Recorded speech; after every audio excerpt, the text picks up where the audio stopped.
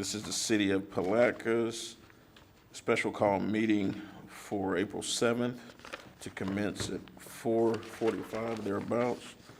To Commissioners Tammy McCaskill, Will Jones, Rufus Borum, and Justin Campbell, you're hereby notified that a special call meeting at the Palatka City Commission will be scheduled for April 7th, 2022. The meeting is called to commence at 4:45 to be held at the Board of County Commissioners Meeting Room, 2509 Krill Avenue, Suite 100, Palatka, Florida, 32177. The purpose of the meeting is to award RFP 2022-07, promotion of Blue Crab Festival. Please govern yourselves accordingly.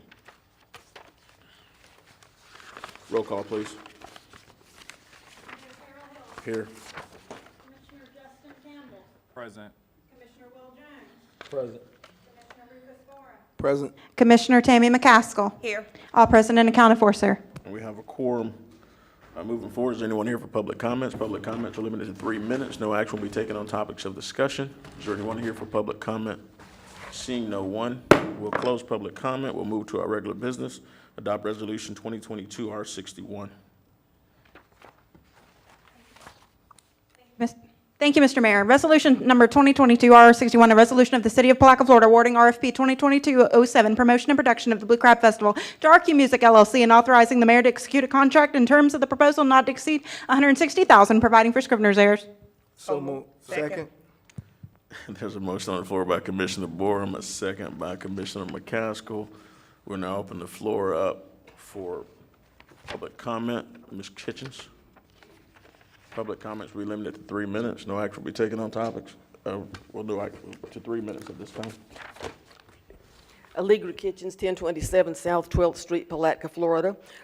You know that I object to you all putting on the Blue Crab Festival, so I'm not addressing that. What I am addressing is I have looked at the agenda packet, and there seems to be some required items missing from the RFP that are required by City Code and the RFP. Number one, the cover letter required by the RFP is not in the packet. Number two, City Code 5-222A, prior to the issuance of a special event permit, the applicant shall execute an indemnification form which provides that the applicant agrees to hold harmless and indemnify the city, its officers, agents, and employees, etc. There does not appear to be any indemnification form in the packet. Maybe one is not required as the city issued the special event permit to themselves, but I think that RQ Music LLC would still be required to sign one. Number three, the RFP in City Code 50-222 call for liability insurance protection in an amount of $1 million per person for bodily injury or death, and $2 million per occurrence for bodily injury or death, and $500 per occurrence for property damage.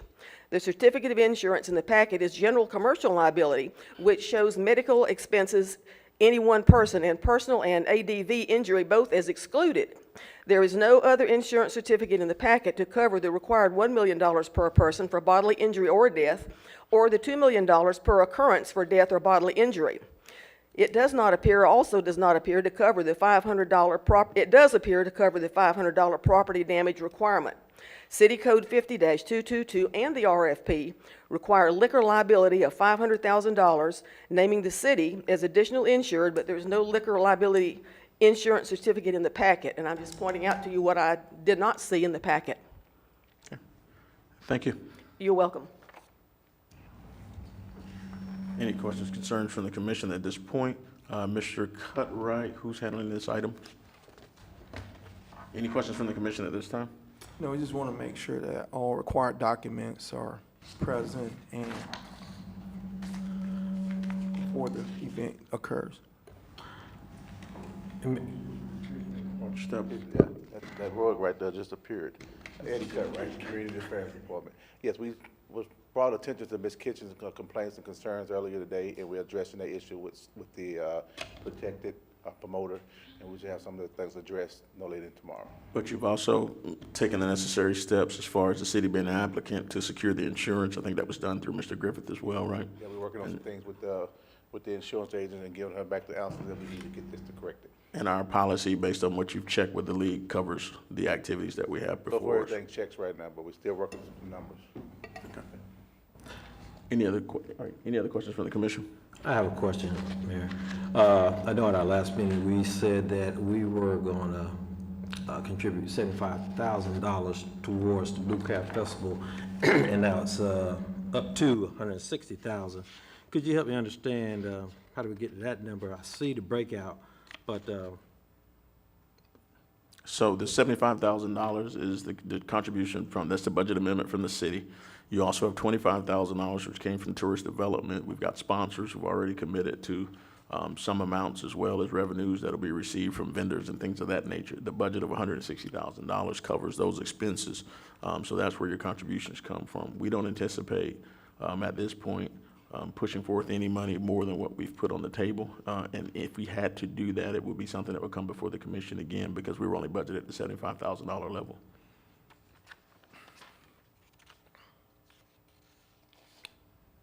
so again, with this saying 160,000, that just confused me. So does that also include, our public safety and sanitation that's working? Is that included in this, or is it included in the 75,000? Everything is included in the entire budget as it relates to where we are. The $75,000 is initial contributions that are put in place, and revenues will be produced. If, with this particular festival, about 75% of the revenues are come in prior to the festival being in place through the vendor deposits and things of that nature. So we're saying at the end of the day, our cost is, period, no more than $160,000 put on this festival. Is that what we're agreeing upon today? The budgeted amount that you have in there is what you see in place. The original budget that you saw when the previous festival was put in place, the numbers have increased. It was $135,000. They made, Palatka Young Professionals made $152,000 on the festival as a whole. The budget increase are based upon the increased costs that you have with the current economic climate. The anticipation is that the cost for the festival should not exceed that $160,000. That includes sponsorships, that includes revenues from alcohol sales, that includes everything put together.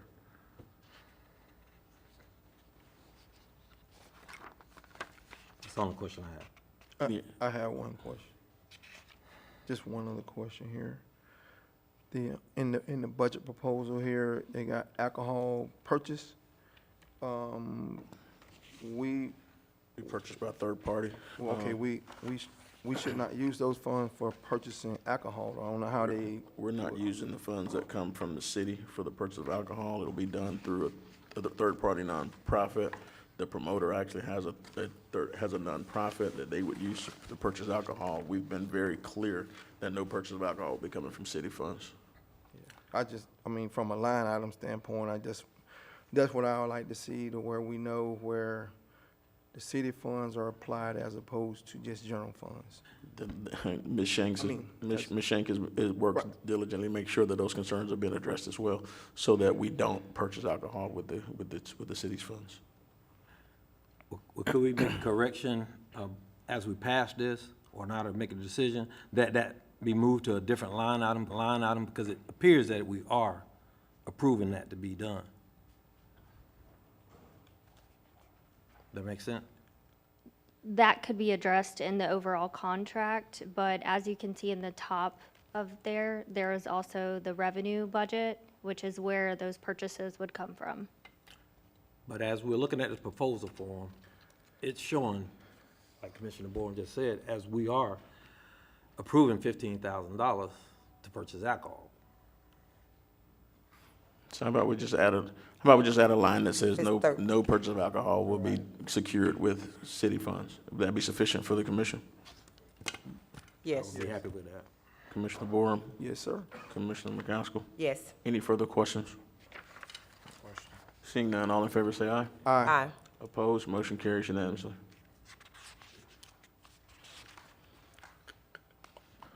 All right, at this point, we will stand adjourned until our next meeting in 3 minutes.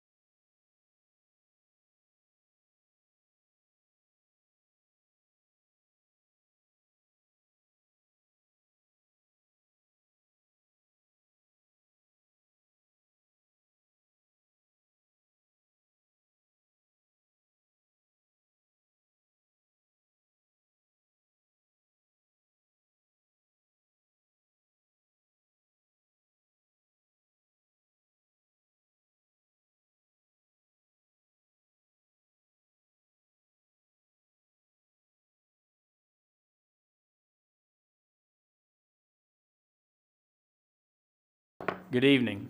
I'd like to call the joint meeting with the Putnam County Board of County Commissioners and the City of Palatka to order. It's 5:04. I'd like to welcome everybody here this evening.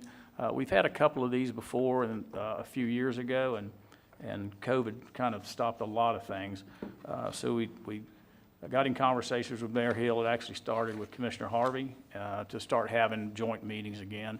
So tonight we will not make any decisions, but we'll have some discussions on various topics that are presented in the agenda. And I welcome all the commissioners and staff to tonight. We'll begin the meeting with the invocation given by Mr. Jay Tilton.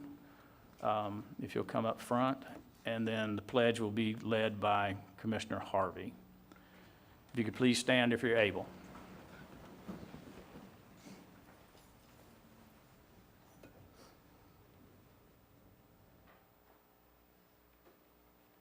Thank you. Our Father in heaven, Father, we're thankful for this opportunity we have to gather together tonight as a community, to come together to discuss the dealings of our county and the city of Palatka. Father, we give thee thanks for the opportunity for dialogue, for opportunities to work together, and for opportunities to grow together. Now, Father, we just ask you bless us with ears to hear, with open hearts, that as we come together and discuss the dealings of this meeting, that we will be able to find direction and be able to benefit the citizens which we have stewardship with. We love thee, Father. Please be with our family, no matter where they may be, that they may be watched over in all things. We love thee, and we just say and ask for these things in the name of thy Son, Jesus Christ. Amen. Amen. Please join me in the pledge. I pledge allegiance to the flag of the United States of America and to the republic for which it stands, one nation under God, indivisible, with liberty and justice for all. Thank you, Commissioner Harvey, and thank you, Mr. Tilton. I'd like to start by thanking everybody for being here tonight, and I hope it's a productive meeting. I'd like to start by introducing the Putnam County Board of Commissioners. To my far right, with a bottle of water up to his mouth, is Commissioner Rawls from District 2, and to the right of Mayor Hill is Paul Adamsack, Commissioner for District 5. I'm Bill Pickens, Chairman of the Board, and I represent District 1. Commissioner Harvey, sitting by lovely Tammy McCassell, is District 4.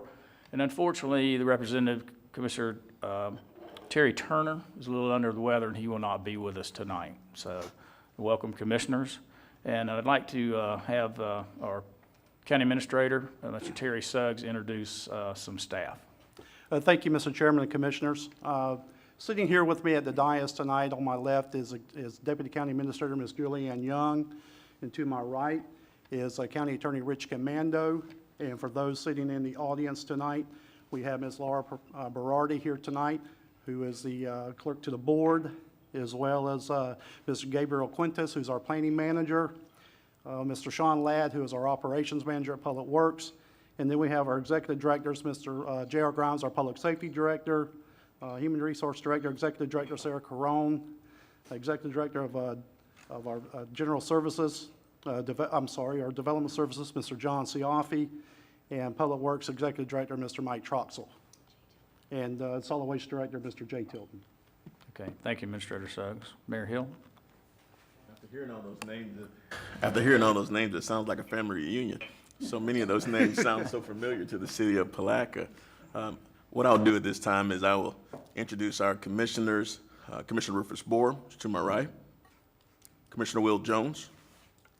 Commissioner Justin Campbell. Commissioner Tammy McCaskill. And I will turn it over to our city manager, Donald Holmes, so very familiar name with the county, so that he can continue on with the introductions of the rest of staff and our department heads who are assembled today. Thank you, Mr. Mayor. Starting at the front on the right, Ms. Sunny Krantz, who's our acting city clerk. Ms. Lauren Shake, who's the city's finance director. Moving back in the row on the immediate right, or the far right, on the aisle seat is Ms. Marcia Gano, who's a project manager. Ms. Lisa Walsh, sitting next to her, is our city planning director. Mr. Jonathan Griffith to her left, which is our general services director. Moving on back, most of you may or probably know, but on the aisle is Chief Shaw, Jason Shaw. Next to him, Captain Matt Newcomb. Behind Chief Shaw is Captain Toby Williams. And then to Mr. Captain Williams' left is Mr. Eddie Cutright, who is our Cultural Affairs Director and wears several different hats in that capacity. I'm not seeing any staff in the center. If I'm missing somebody, I apologize. Firefighters. Oh, I'm sorry. Captain Branford, Chad Branford, is sitting on the back row. I see back there. And then on the left over here, we have the city's fire chief, our Chief Taylor, Chris Taylor. And then going back behind him, we have Ms. Jones, Virginia Jones, is our city HR generalist. And behind them, on the left, going back to the left, is Mr. Brian McCann, who is our wastewater treatment superintendent, and then Mr. Rhett McCamey, water and streets, and then next to Rhett is Miss Amanda, last name, somebody help me with? Say it again? Turbyville. I'm sorry, I just know her by Madam Amanda. She's and then, oh no, Sean doesn't work for us anymore, does he? Sorry about that. I think that's, You missed one firefighter. I did? Next to Branford. No, Chris Taylor. I got Taylor, didn't I? I got Chief Taylor. Branford, go ahead and do the job. I got Captain Branford. I missed him to start with, but I got him on the second go round. So I think. Okay, sorry, I did miss him. Sorry. And our city attorney, I'm sorry. And last but not least, she's so quiet. I sometimes forget her, but Madam Valeria Thomas, Esquire. Okay. All right, thank you, Mr. Holmes. You did a great job. Julianne, pat your dad on the back for remembering most of everybody. And Administrator Suggs, you want to make another comment before we move forward? Well, yes, sir. Now that Mr. Holmes, the city manager, has eloquently pointed out Sean in the background, y'all do realize that those folks that sit on the left of the dais are usually county employees. So, hope we don't take no more. But anyway, I would be remiss if I didn't say thank you to the board for doing this. And yes, I have 5 elected officials up here who I certainly answer to. But I'm going to take this opportunity to embarrass one more person in the audience, if you'll give me the opportunity, Mr. Chairman, and that is who I absolutely answer to, and that would be my wife, Miss Julie Master Suggs, sitting in the back. I think she wants to make sure that I do a good job here tonight, so I'm sure I'll get critiqued when we get home. Okay. So thank you, sir. All right. Welcome, everybody. And I'd like to recognize Honorable Tim Parker, property appraiser. He's in the audience. And who else? Oh, Colonel Joe Wells, I see that he came in. Joe, thank you for being here. Okay. All right, you want to move forward with public comments? Commissioners, we will be chairing this together, so when we get into the public comment, or into the agenda, if you just would recognize one of us, so we're not talking over each other, there'll be plenty of time for each commissioner to be able to talk about the subject, so. One comment before we go into public. So just before we go into public comment, I think it's good to know the history of how the meetings came about in recent years. When Pastor Carl Flagg was a county commissioner, one of the things that we were able to do was to start having these joint meetings. The joint meetings create opportunities no different than the logic group for us to have successes within the community as a whole. After we had a few of those meetings, and there were some transitions, both in staffing and in leadership from both organizations, and we found ourselves in a situation where we'd gone with a bit of a lull as it related to coming together. Commissioner Rawls has been very instrumental in that. I've worked with Commissioner Harvey as well as with Chairman Pickens to make sure that these meetings became a reality. The sentiment from many of the commissioners who sit up here today was that there was an opportunity for us to come together, to work together. The scripture says, "Behold, how good and pleasant it is for brethren to dwell together in unity."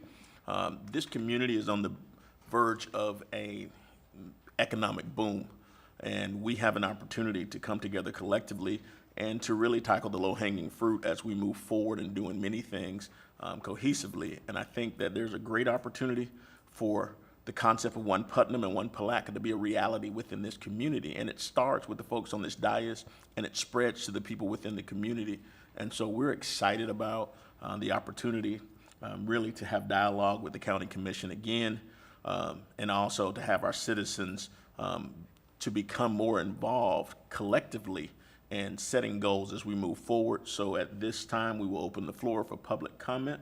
Public comments will be limited to 3 minutes. No action will be taken on topics of discussion. Is there anyone here for public comment?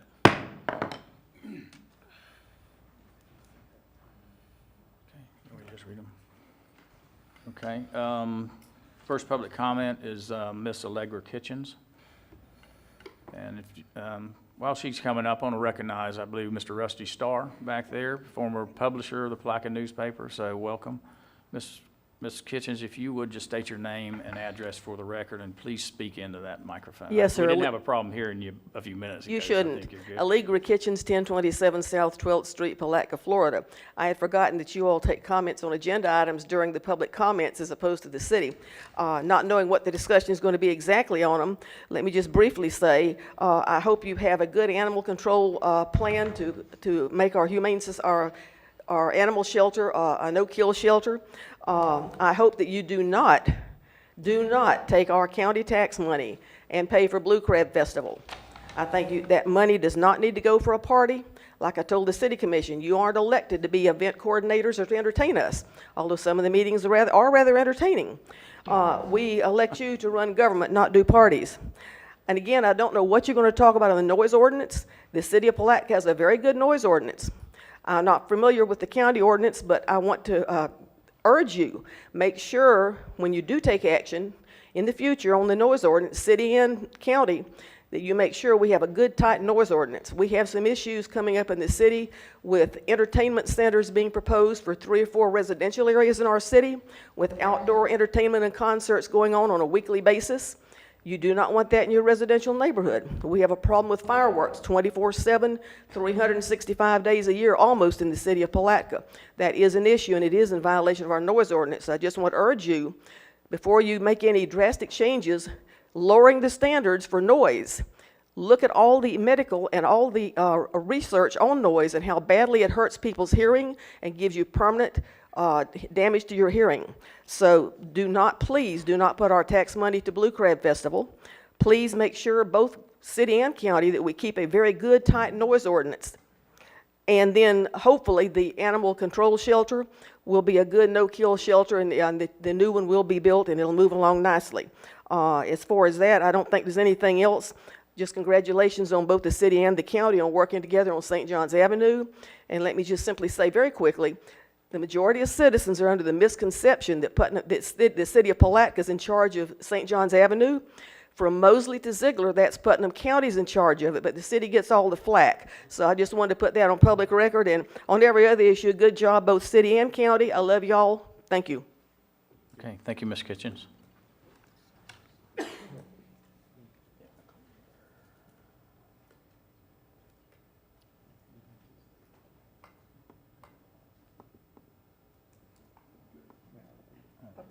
we go. Sorry.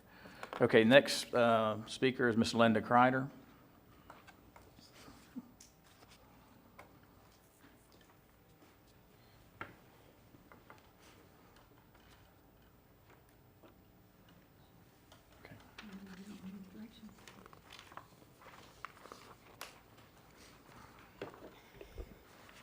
I'm Linda Kreider. I reside at 112, excuse me, 112 Hiawatha Court, East Palatka, and I am appearing before you today as a member of the Waterways and Trails Committee.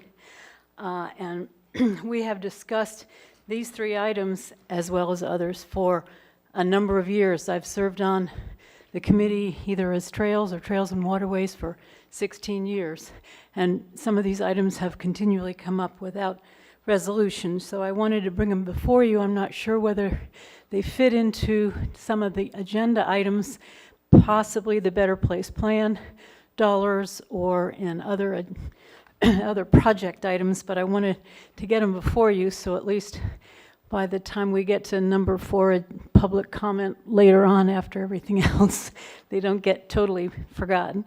I did also take the liberty to make some, what I think are recommendations that would be easily acceptable, very low cost, and not difficult to do, but what might move each one of the items further. The first one is the design and reconstruction of the Memorial Bridge underpass, the Boardwalk.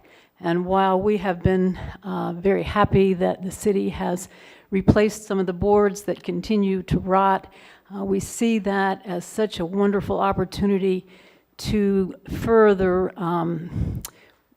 create a riverfront that is so magnificent and an icon there that could be a pedestrian component, not just for tourists, but for the residents.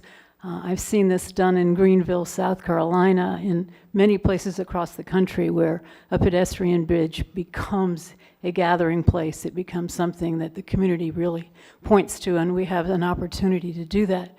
In my work in the University of Florida in the College of Architecture, I oversaw a design competition with the graduate students of architecture or landscape. Jonathan wasn't one of them at the time, but he knows of the competition. And these students made teams that came up with designs. If you've been to Gainesville and you see the overpass bridge, when you're going into Shands, looks like they call it the DNA bridge. That used to be an ugly, ugly railroad bridge with barbed wire over the top that DOT owned. And I worked and worked and worked, and finally, through that design competition, got just about what you see today. The students came up with something that looks very similar to what that bridge looks like today.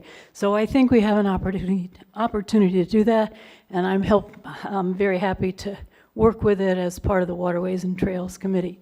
The other two, the second one is looking at the tourist development dollars to really put a focus on the opportunity we have recreationally with this county. Whoops, getting close to the end. And perhaps having a think tank group that would look at what all those possibilities might be and what restrictions that we can overcome. Third one, we need an emergency fund for trails. The Ferry Road project, the Ferry Road shoulder has forced cyclists out into the road every single time. That is 6 months now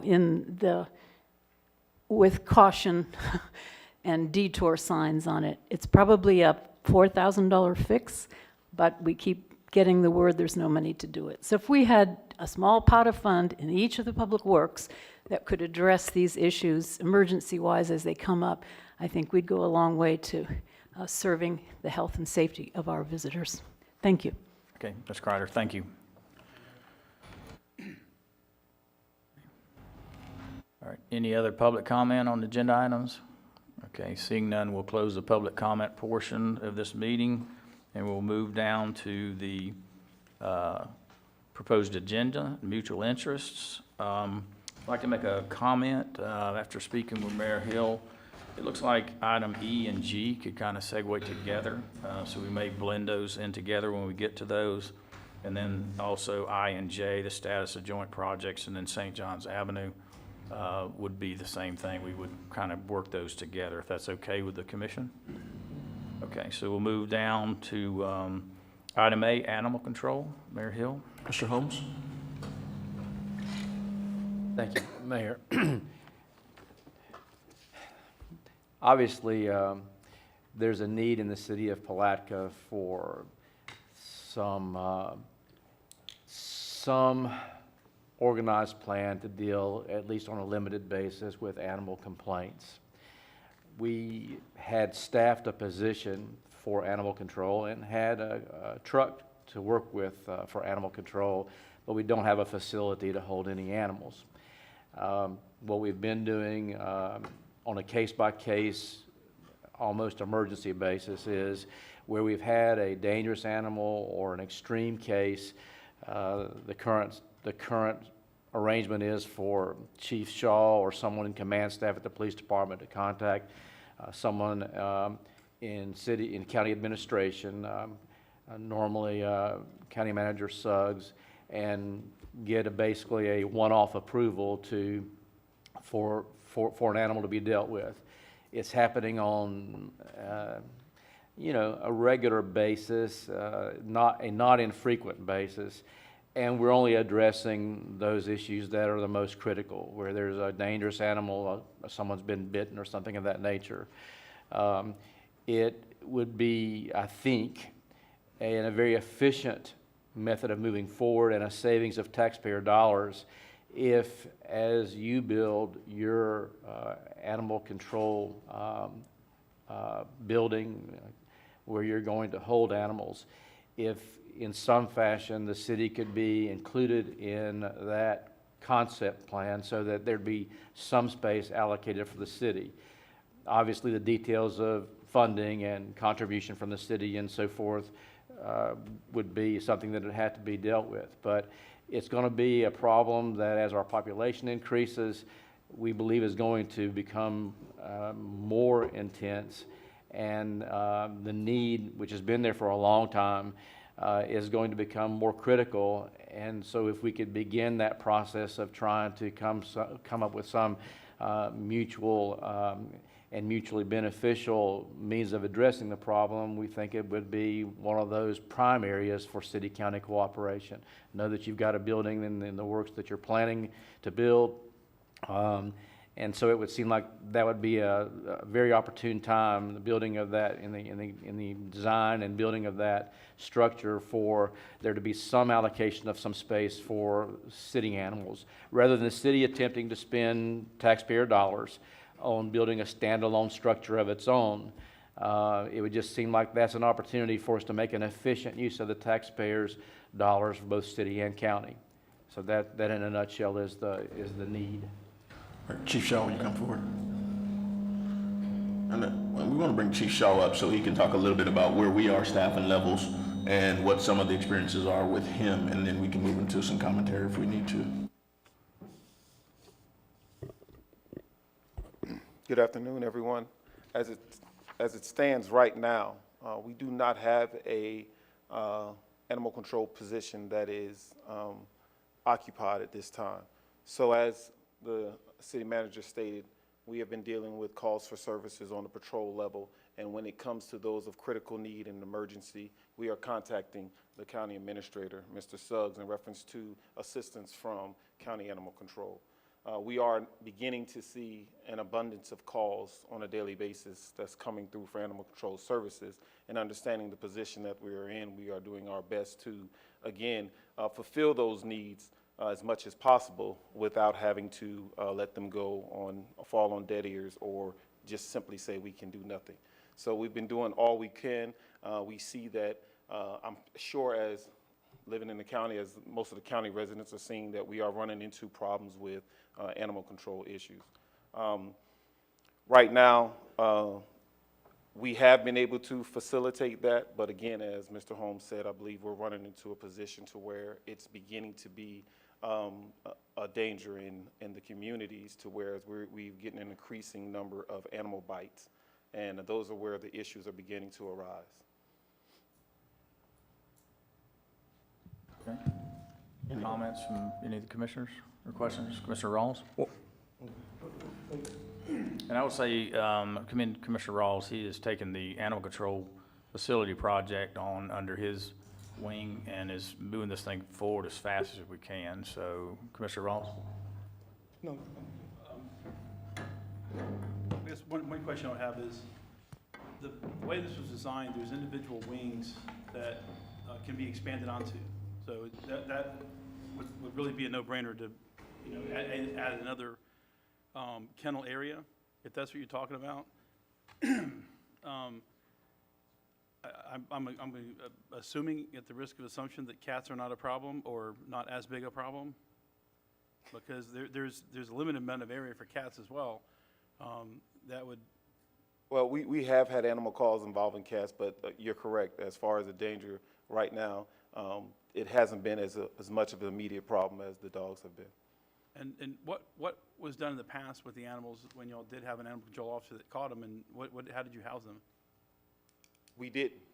So before, in the past, going back in history, as you know, we used to, when we had an animal control officer, when the shelter was available to the city, we used to take them out to the city. To the county.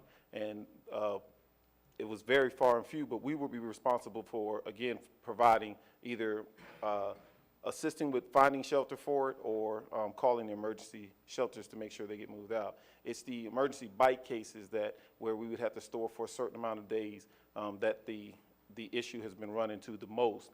And again, when you have an animal that we cannot find the owner and it's just abandoned, it ends up in the neighborhood, not being able to take them and find some place for them, someplace suitable, someplace that's aligned for sheltering the animals, it runs into a problem to where we have no place to put them immediately to where we can begin finding shelter. I think this is one of those opportunities where we can not duplicate services. It's, you know, we're Putnam County. You really can't have lines of property boundaries that say that these are city of Palatka animals. And I think what we really should work towards is just, if we have to expand the facility at some point, maybe do that, but it was designed for that purpose. And if we did provide a wing that could house 40 dogs, who's gonna take care of it? You know, so I think this is just an opportunity we can come together and share in the maintenance, the upkeep, and the staffing of the shelter, and just say this is Putnam County-wide, Putnam County/Palatka Animal Control. That's it. Okay. Mr. Suggs, is this something that I guess you could get with Mr. Siafi and then with Mr. Holmes and Chief Shaw, and maybe just, you know, have some conversations about the possibilities of what could happen? I mean, you know, the first question will be funding, you know, and those type things. Money's always there, so. Well, this is probably, Mr. Chairman, the opportune time to have those conversations with us being in the process of designing a new facility. And Chief Shaw's absolutely right. We have an issue that we need to deal with, and we've been fortunate enough here recently when the calls for service came in, we were able to go out and facilitate those calls. In fact, I went out on one of the calls when we had a potential dog bite of a child. So I want to make sure we took care of that as quickly as we could, and we did. You know, I think it's an opportunity for us to sit down and work on an ordinance together, and work on funding opportunities together, and work on the construction of facility together. This will be probably the opportune time to do that. Okay. Commissioner. One thing real quick. Okay, then we'll go to Commissioner Board. The way this is designed, we got the two kennel areas right now. A year from now, if there was a need, you could add a third, a fourth, a fifth, a sixth. There's 5 acres of land, so I don't think adding on to it is going to be an issue whatsoever. The kennels are detached from the administration building, so we're not talking about changing the floor plan of the administration building, I'm assuming. Right. Yeah, I'm assuming. I mean, I will leave the design and we'll work together on the design as you're leading the charge for that, Commissioner Rawls. But I think anything we can do to create a facility we need to be able to expand the facility in the future, because we know what's happening now. We're over capacity at this point. And so when the opportunity presents itself, we build a larger facility, the same thing's going to happen. So we need to be able to prepare for the future growth of Putnam County. I think we got that covered. No, okay. Thank you. Commissioner Borum, did you have a comment? Yes, and while we have the policymakers here, I think we need to probably look a little bit more into the policy as it relates to vicious and aggressive animals. I think there's I think they allow for, I mean, I guess it has to happen like at least twice or something like that when a dog bite someone or whatever, and I guess there's a cool-off period for them. And then the dog is released back to the owners, and then if it happens again, then I think measures are taken. But I think it should go based on the nature of the bites or how egregious they are, because a lot of times you don't want to keep having to deal with something that you can deal with on round one, as opposed to giving an aggressive and a vicious dog another chance to, you know, do serious harm to other animals or individuals or humans. So we need to look more into the policy. So if they can speak to that a little bit. I think, if I may, my question would be, you said the we would look at it as, it depends on how egregious the bite is. Are we looking at who they're biting? And then you mention other dogs. So what is it that you want us to kind of No, consider here? we need to look at the policy as it sits, because a lot of times, there's been some issues where dogs have either killed other dogs or cats or, People biting people. maybe even people, you know, to the degree, and so they give, there's a cool-off period where they hold the dogs for a period of time, and then they release back for the most part, but, so we just need to look at the policy to see, make sure that whatever the nature of the incident is, that, you know, the proper, outcome need to resolve that issue, or whatever it may be. I think Chief can give you some clarity on what happens in the city.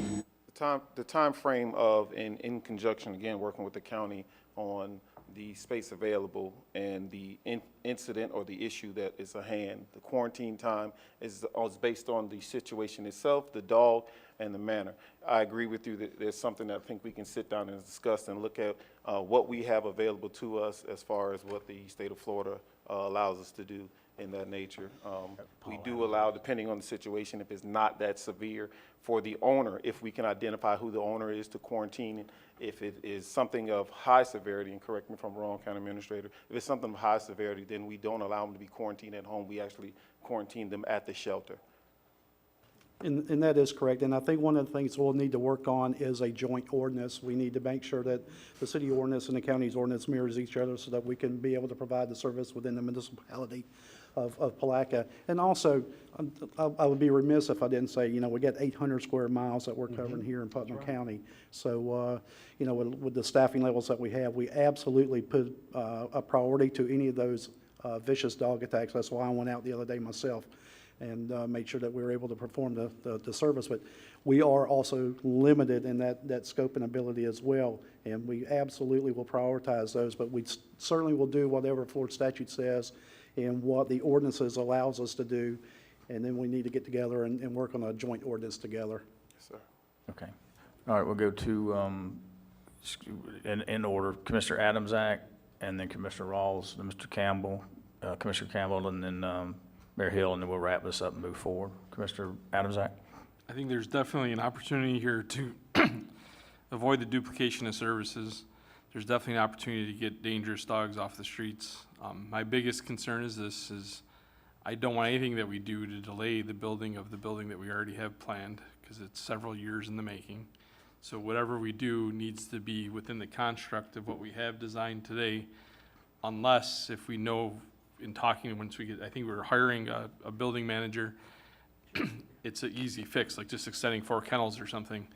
But I don't think that stops us from doing this in conjunction with it, to partner up on that. I absolutely agree with what Rufus is saying as far as Commissioner Borum, as far as having, and as well as Terry Suggs, having a joint thing that is the same across the county. I mean, that's part of the reason why I put noise ordinance there, is because I think we should be across city and county, be uniform in our codes and how we handle dog bites, noise ordinances, all that type of stuff. So I love that idea. Hopefully we can get together on that. And as far as sharing, I don't know how you would come up with a cost sharing plan short of like some population-based thing to make it equitable. I think that's pretty easy since we just came out of a census year. That would be my suggestion whenever staff start talking about writing something. If we're going to truly share the resource, I think that's a great idea. I think there's no reason for the city to go build a shelter or a holding facility when we are building a brand new one. And I look forward to seeing what that looks like when it's presented back to all of us. Okay, Commissioner Rawls? I actually didn't have anything. You called me, but. Okay. What I will say, I'm looking at the plans right now. It looks like 6 offices, in excess of 80 kennels. So I think it's a good starter kit. And if we need to add more kennels in the future, that's the really inexpensive, low-hanging fruit. Okay, Commissioner Campbell?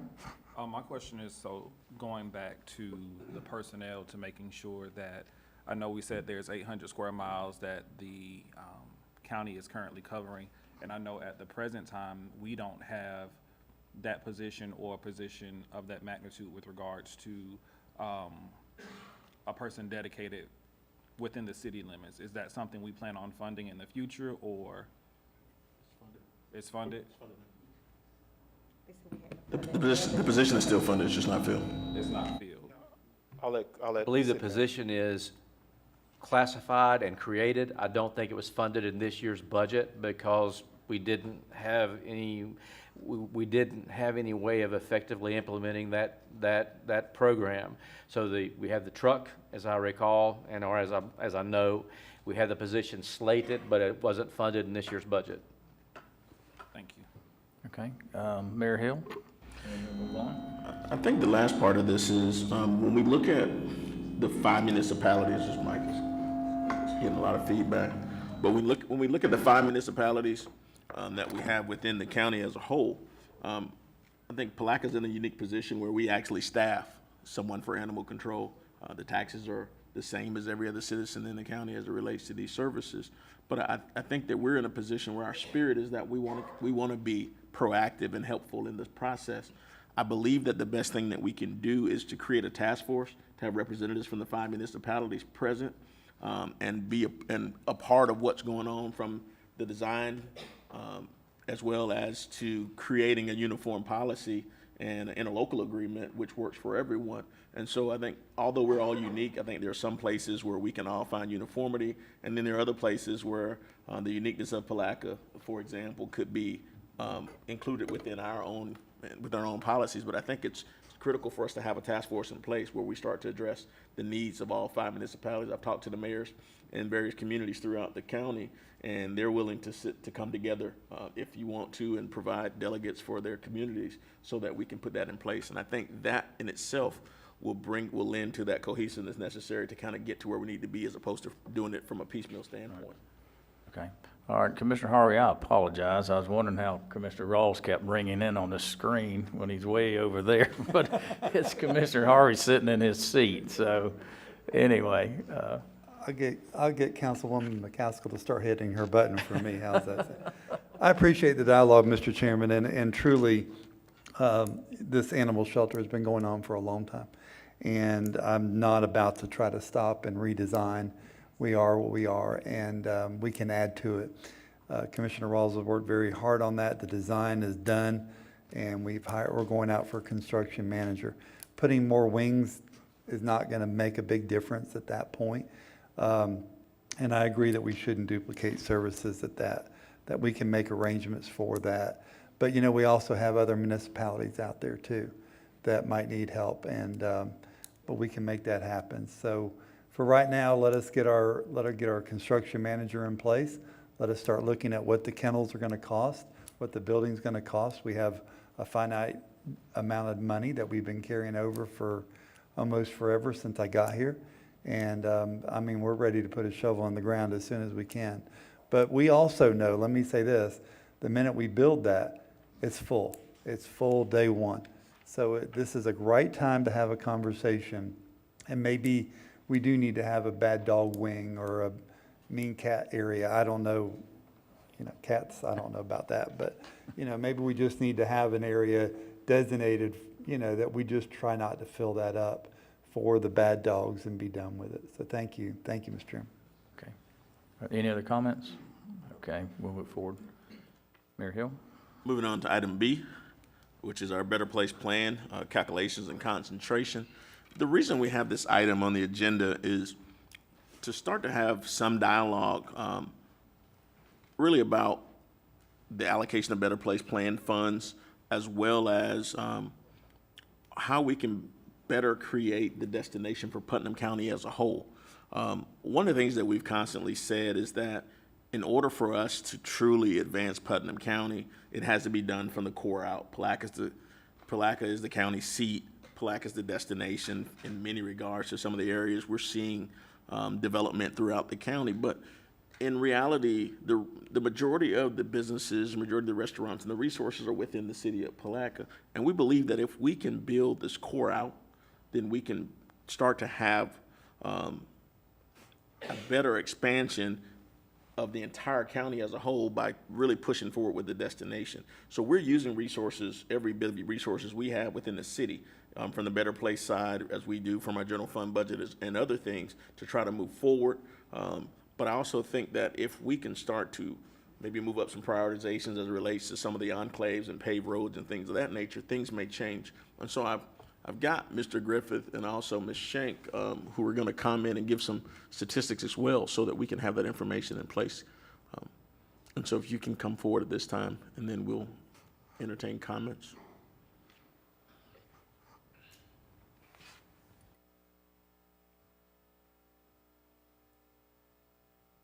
Is it on? Okay, just checking.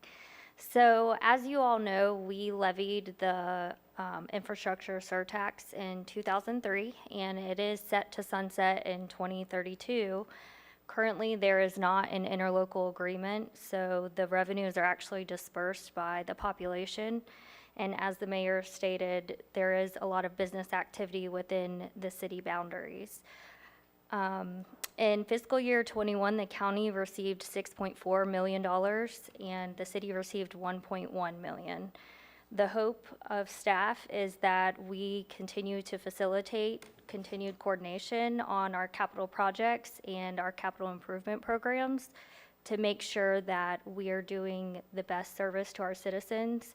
And also the intent of the discussion is to partner on mutually beneficial projects within the city limits and the enclaves.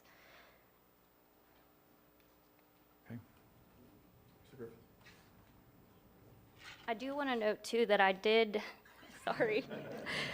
notice that in the county's budget that they do have dirt to pave project.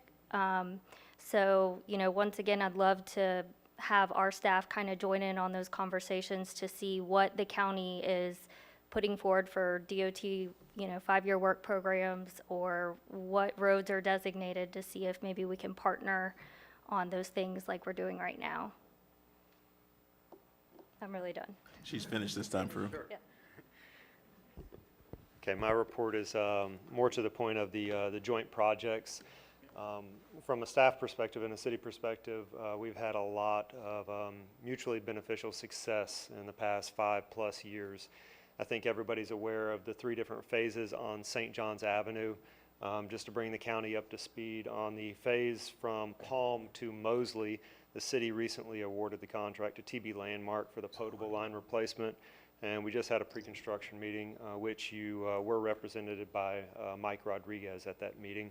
And I believe you'll be following right behind us with the resurfacing project. And you guys are taking the lead on the design on the Municipal Small County Outreach Program grant that we collectively received on the phase from Mosley to the railroad tracks. We recently reviewed the 75% design set. Everything's looking great, and we're hoping to get to bid by the end of the year. Ms. Young, did you want to speak to the St. John's Avenue West project, or Ziegler to K. Larkin? Or Troxel? That's the ever-growing project. Are you talking the St. John's Avenue project update, or are you talking about the drainage? The drainage project, yes, ma'am. Okay, I believe that our Public Works Director is prepared to speak on that project if that's the conversation You want you'd to go like ahead to and get have. to St. John's? Well, but can you also talk a little bit, Mr. Griffith, about some of the roads in the enclave areas where there's an opportunity to pave those roads and create infill? From the Better Place, this is actually from the Better Place funding that can be the opportunity for that. Yeah, of course. There's about 3 different enclaves around the city. One in the central area, adjacent to St. John's Avenue, that has a lot of dirt roads and platted lots. We do have infrastructure in and surrounding that area. So there is an opportunity there for the city and the county. Obviously, we'd be able to shore up our boundary. We do have capacity when it comes to water and sewer, and we do have the infrastructure right there, and you do have a dirt to pave program. The other 2 areas, you already have paved roads, but they are in the county, and it's a mixture of if we provide water or sewer. So I think there's some opportunities there. If we could collectively look at it, before you know it, the city's gonna be knocking on the door for water line replacement in those areas. And what we would hope is that the county hasn't gone there in advance of us and resurfaced those roads. Okay.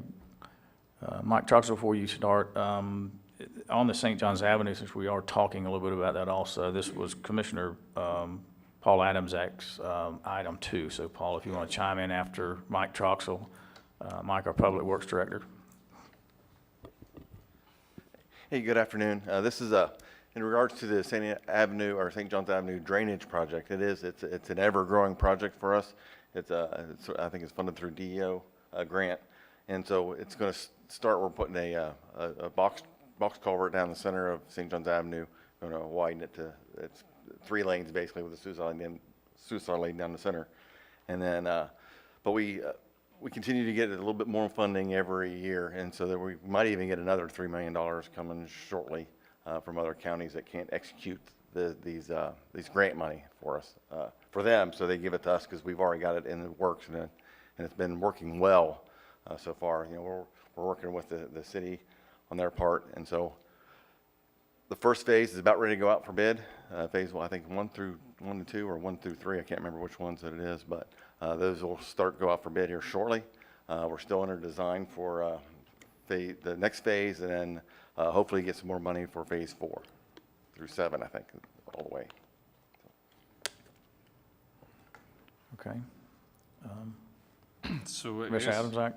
from my perspective, the reason I wanted this on here was just because I've watched some city meetings where Jonathan presented, and he presented what's going on with the St. John's project, and then we've been involved in our meetings where we talk about the St. John's project and where there's mutual contingencies and things like that, and for whatever reason, people that watch county meetings don't tend to watch city meetings and vice versa. All the information is there, but all the information has never been presented together. I think you guys came real close just now in putting that all together. So that was my whole purpose of putting it on there, is I wanted that information dispersed to the public from a one stance, so we get all the information from one location. And that was the main purpose I had. And because there are contingencies, there's no reason to dig up a road and replace the road if we're gonna dig it up, if we're waiting on water. There's no reason to do some work if we're waiting on drainage projects, because you don't want to ruin a road that you just developed. So, and there's a lot of out there on Facebook. I happen to be a guy that plays on Facebook a lot. You know, where people bring up St. John's Ave. I think it was brought up 6 times just in the ad from the paper, and then in some stuff that I just put out in public things saying, we're having this meeting. What about St. John's? They didn't know that was on the agenda. That was what they're asking about. So the whole purpose of it was just to hear from both groups in one location so that people understand what's going on in St. John's and why that project in particular may be a little more cumbersome and elongated than possibly just a road that doesn't have all the infrastructure around it and in it and under it. Okay. All right. Commissioner Harvey, you have a comment? Thank you. You know, when I got here 8 years ago, we were talking St. John's Avenue, and we were talking the water lines inside the road. And, you know, we finally out there, almost to Ziegler, got that done. And then what did we do? The water lines busted, and we had to tear it up again. The constituents still not understand that. They just think that it's silly sometimes. And I'm glad that some of these water lines are getting fixed and replaced and moved, and, you know, but it is a big project, and it's been a long time coming. And I think someone told me one time that you can go from the hospital to the river and in and out of the county 6 times, I guess, on St. John's Avenue. I don't know if that's true, but I'm just saying it's quite a big, it's a big process down there. So thank God we're finally moving that forward, and we're working together with it. I do want to mention our dirt to pave, though. You got to imagine that for us to have, we spend about, what, $3 million in dirt to pave projects and maybe a couple million in resurfacing, and we use the Better Place Fund to do that. There's 5 commissioners. I have, Mike, correct me if I'm wrong, but 600 miles of dirt road. I have a lot in my district, but we're all county commissioners. I get about a mile a year out of dirt to pave. And the demands on me are tremendous to get more and more done. If we were to give up any of that funding, I don't know what am I going to give my constituents, a half a mile a year or something in that nature? It's not enough money. And even what we're doing, not enough money. And we look at high-scoring roads, and sometimes we have to sit up here and make really tough decisions that maybe another district needs more money this year than one other district does, and that's just the way it is. We don't have an allocation process. We just try to be fair and equitable, but sometimes it doesn't work that way. So when you look at the $6 million the county gets and the $3 million we put on dirt to pave, it's not a lot of money for us. And it really, when you split it out by 5 different districts, it's not a lot of money. But I will say there is hope. Whenever we can partner, whenever I can spend 50 cents on the dollar, whenever I can spend 30 cents on the dollar, whatever agreements we can come up with, I'm all about that. And I think that's what leverages our money more, and we can make it last a little bit or go a little farther in improving Putnam County. So thank you, Mr. Chairman. Okay, all right, we'll go to Commissioner Adamsack, and then Commissioner Borum, and then Mayor Hill.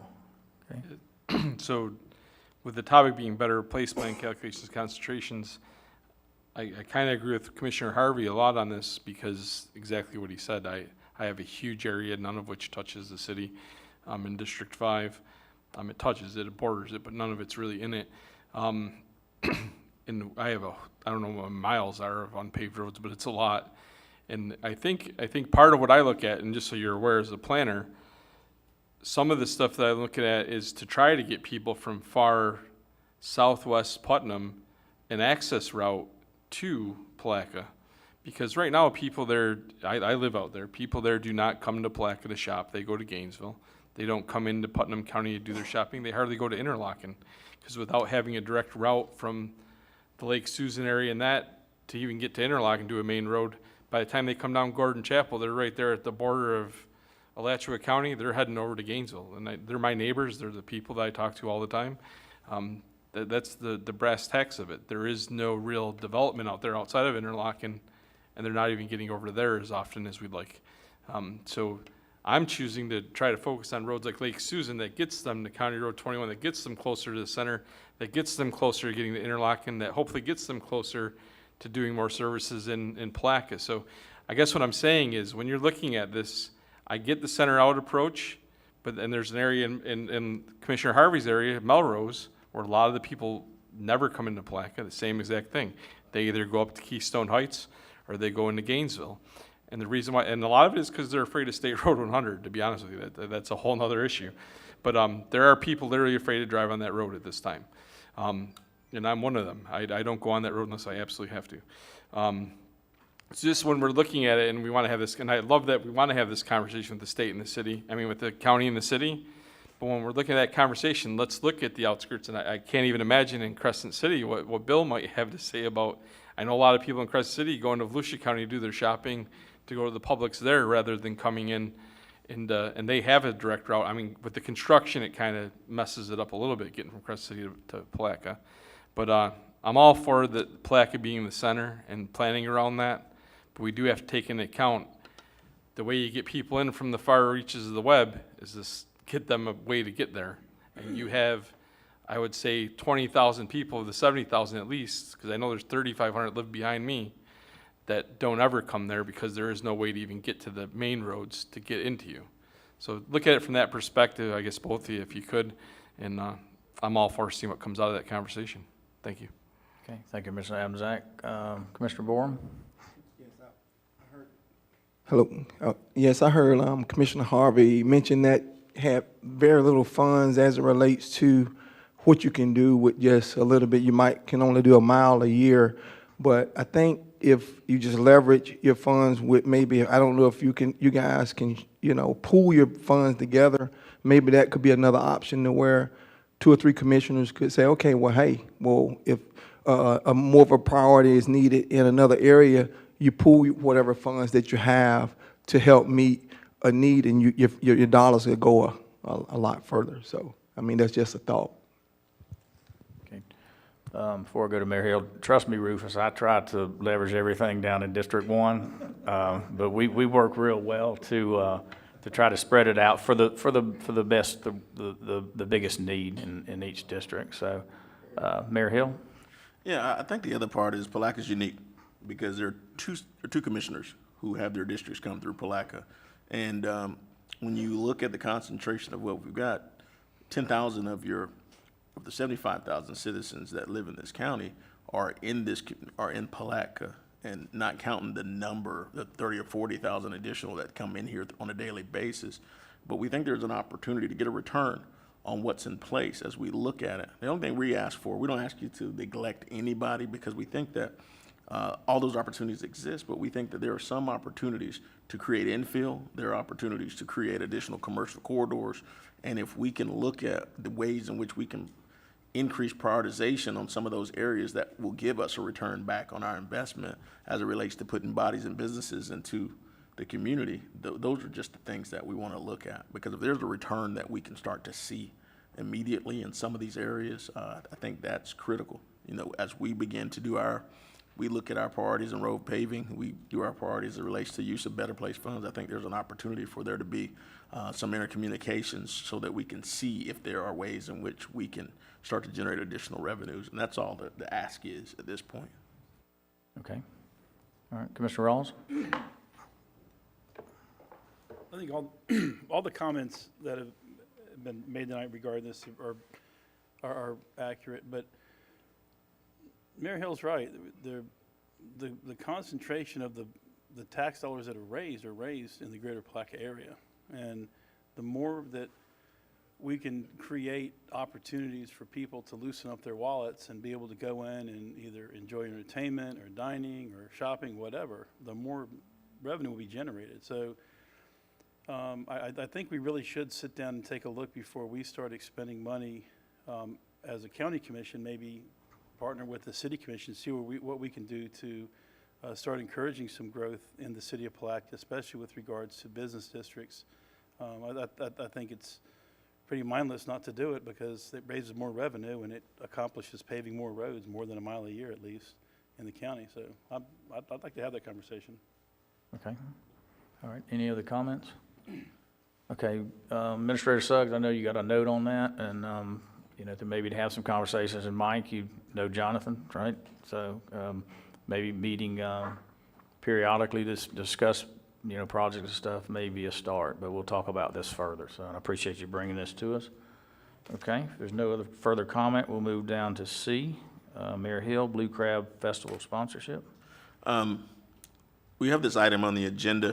One of the things that we wanted to do was talk to the county about a potential sponsorship with the Blue Crab Festival. We understand the Tourist Development Council dollars were expended, and actually they were allocated in the year previously. I actually sit on the TDC as well, but those were allocated previously for the Palatka Young Professionals, and then carrying over once PYP was unable to put the festival on.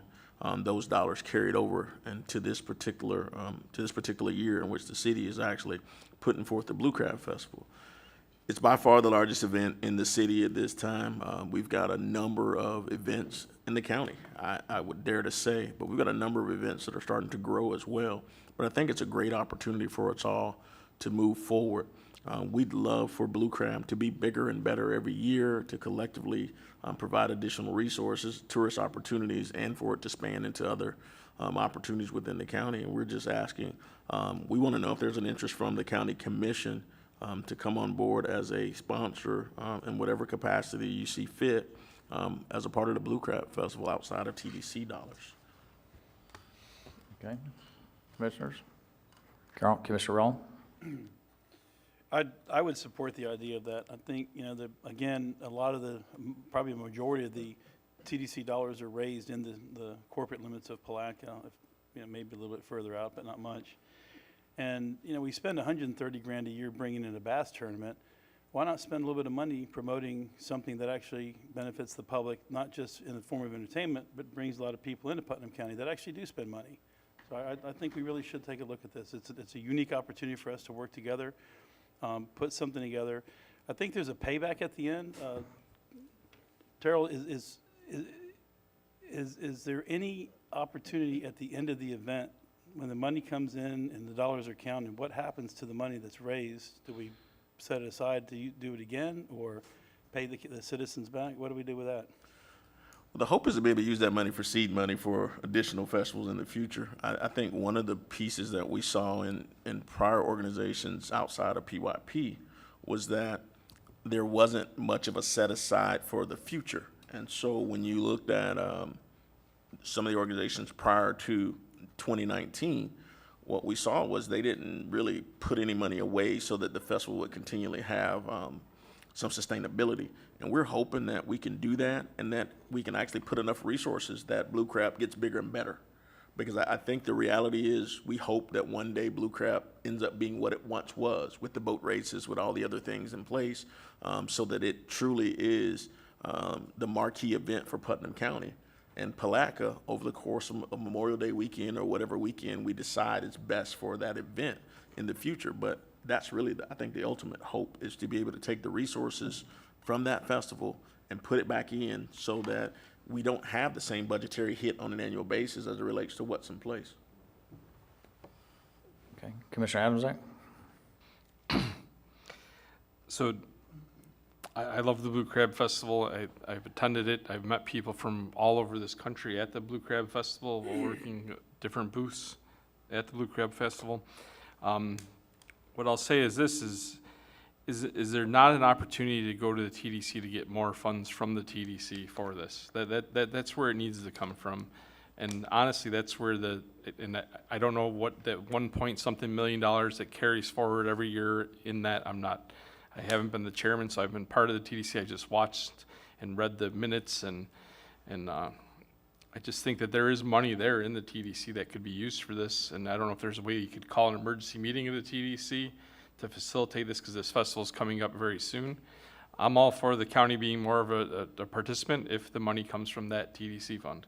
And I don't see any reason why we couldn't give as much money towards this festival as we do towards the Bassmasters, because I think it's close to an equal type activity. So that's where I'd like to see it. I'd love to see us participate, and I'd love for that to be the way we participate. And even if we could offset some of what you guys committed to from the TDC, I think you guys committed to $75,000 in your meeting. I mean, if we could commit more, based on a need that we can document, I'm all for it, but I think it needs to come from TDC. Okay. Commissioner Harvey, you have a comment or not? I didn't. Okay. I didn't set my light up, but thank you. I agree. I think we could go back to TDC and ask for more money, but I don't want to disparage the bass tournaments. They do bring national attention to Putnam County, big national attention that we could never afford to buy. Any festival, I think, is worthy of getting more TDC money, and then you have the other municipalities who do some too, and could have a chance to apply for that. So I don't have a problem with that. I think I'm not on the TDC board anymore, but I'm sure they could call a meeting if they needed to get that going and move that forward. Thank you. Yeah, I know the chair. I will ask him if he'll do it. Okay. Mr. Holmes? Mr. Chair, we've been advised that the TDC money is restricted to certain purposes. And maybe there's an avenue that they can use a different channel to fund a different type of purpose or a different set of purposes. But for instance, the $25,000 that we understand is coming this year has to be used on out-of-county advertising. So that money is not, it's not available for us to just put in the pot and use however we see fit. We've been advised that we're going to have to provide documentation of its use for out-of-county advertising, which furthers the Tourist Development Council's, main theme, as I've been given to understand it. So I don't know if they have other funds that they can bring to bear that aren't restricted in that fashion, but I just wanted to mention that, I don't know how much money is legitimately necessary for out-of-county advertising, but it's not going into the general fund. It's not going into the overall pot. Okay. All right. As chairman of the Board of County Commission, you have the distinct honor to be the chairman of the TDC. And so I will approach President of the Chamber of Commerce, Dana Jones. We've had a brief discussion before this meeting about this. So I'll get some more information about that. I know when y'all were talking about in y'all's other meeting, there's some information you can give us with some figures, I think, of about expenses and things like that, or your budget. I guess, did you actually have a budget? Could you get that to the commissioners? Okay. Okay. Commissioner Adams, do you have another comment before we move forward? Sure, why not?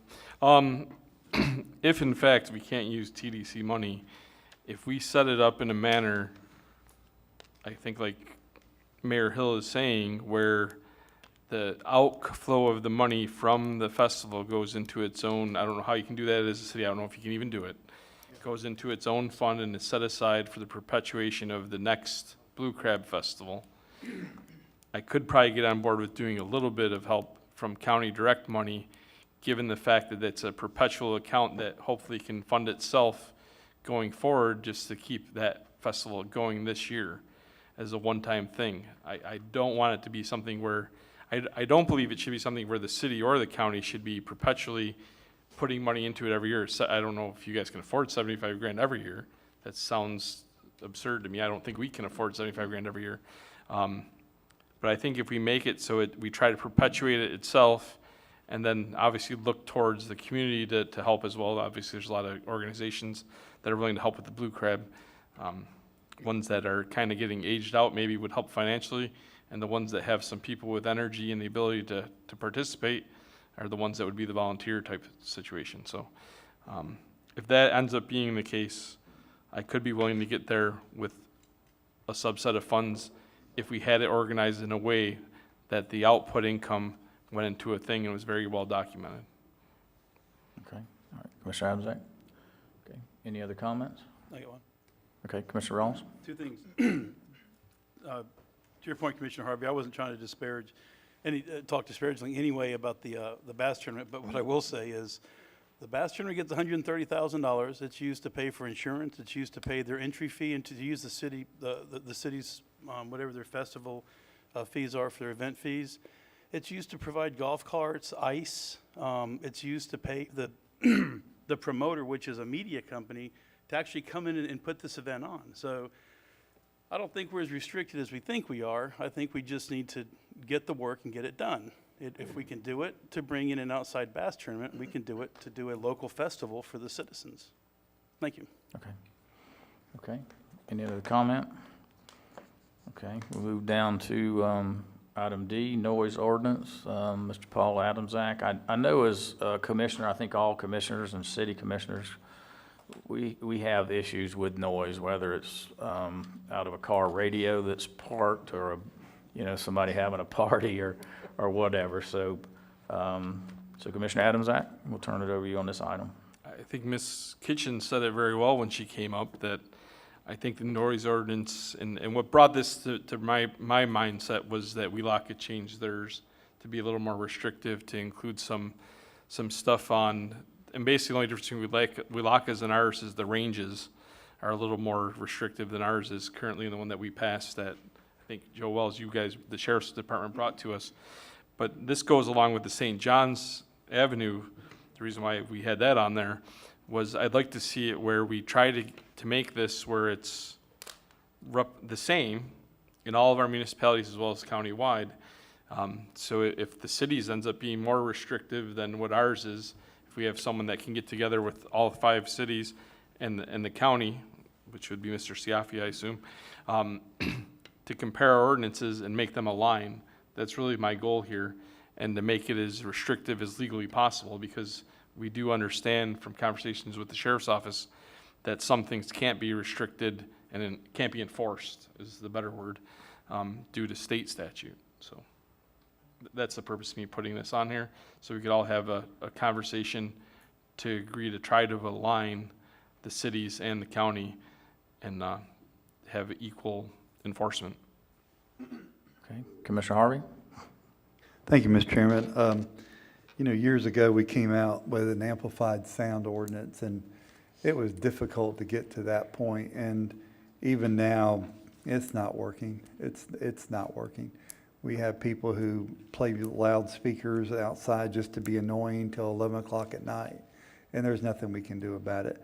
I think it's really time that I wish we didn't have to create ordinances. Let me just say that. I wish people could be respectful and mindful of everybody else, but that doesn't work that way.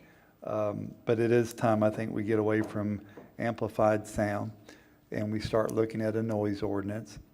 We're mindful of our businesses and the need to be open and the outside enjoyment of those places being open and sitting outside.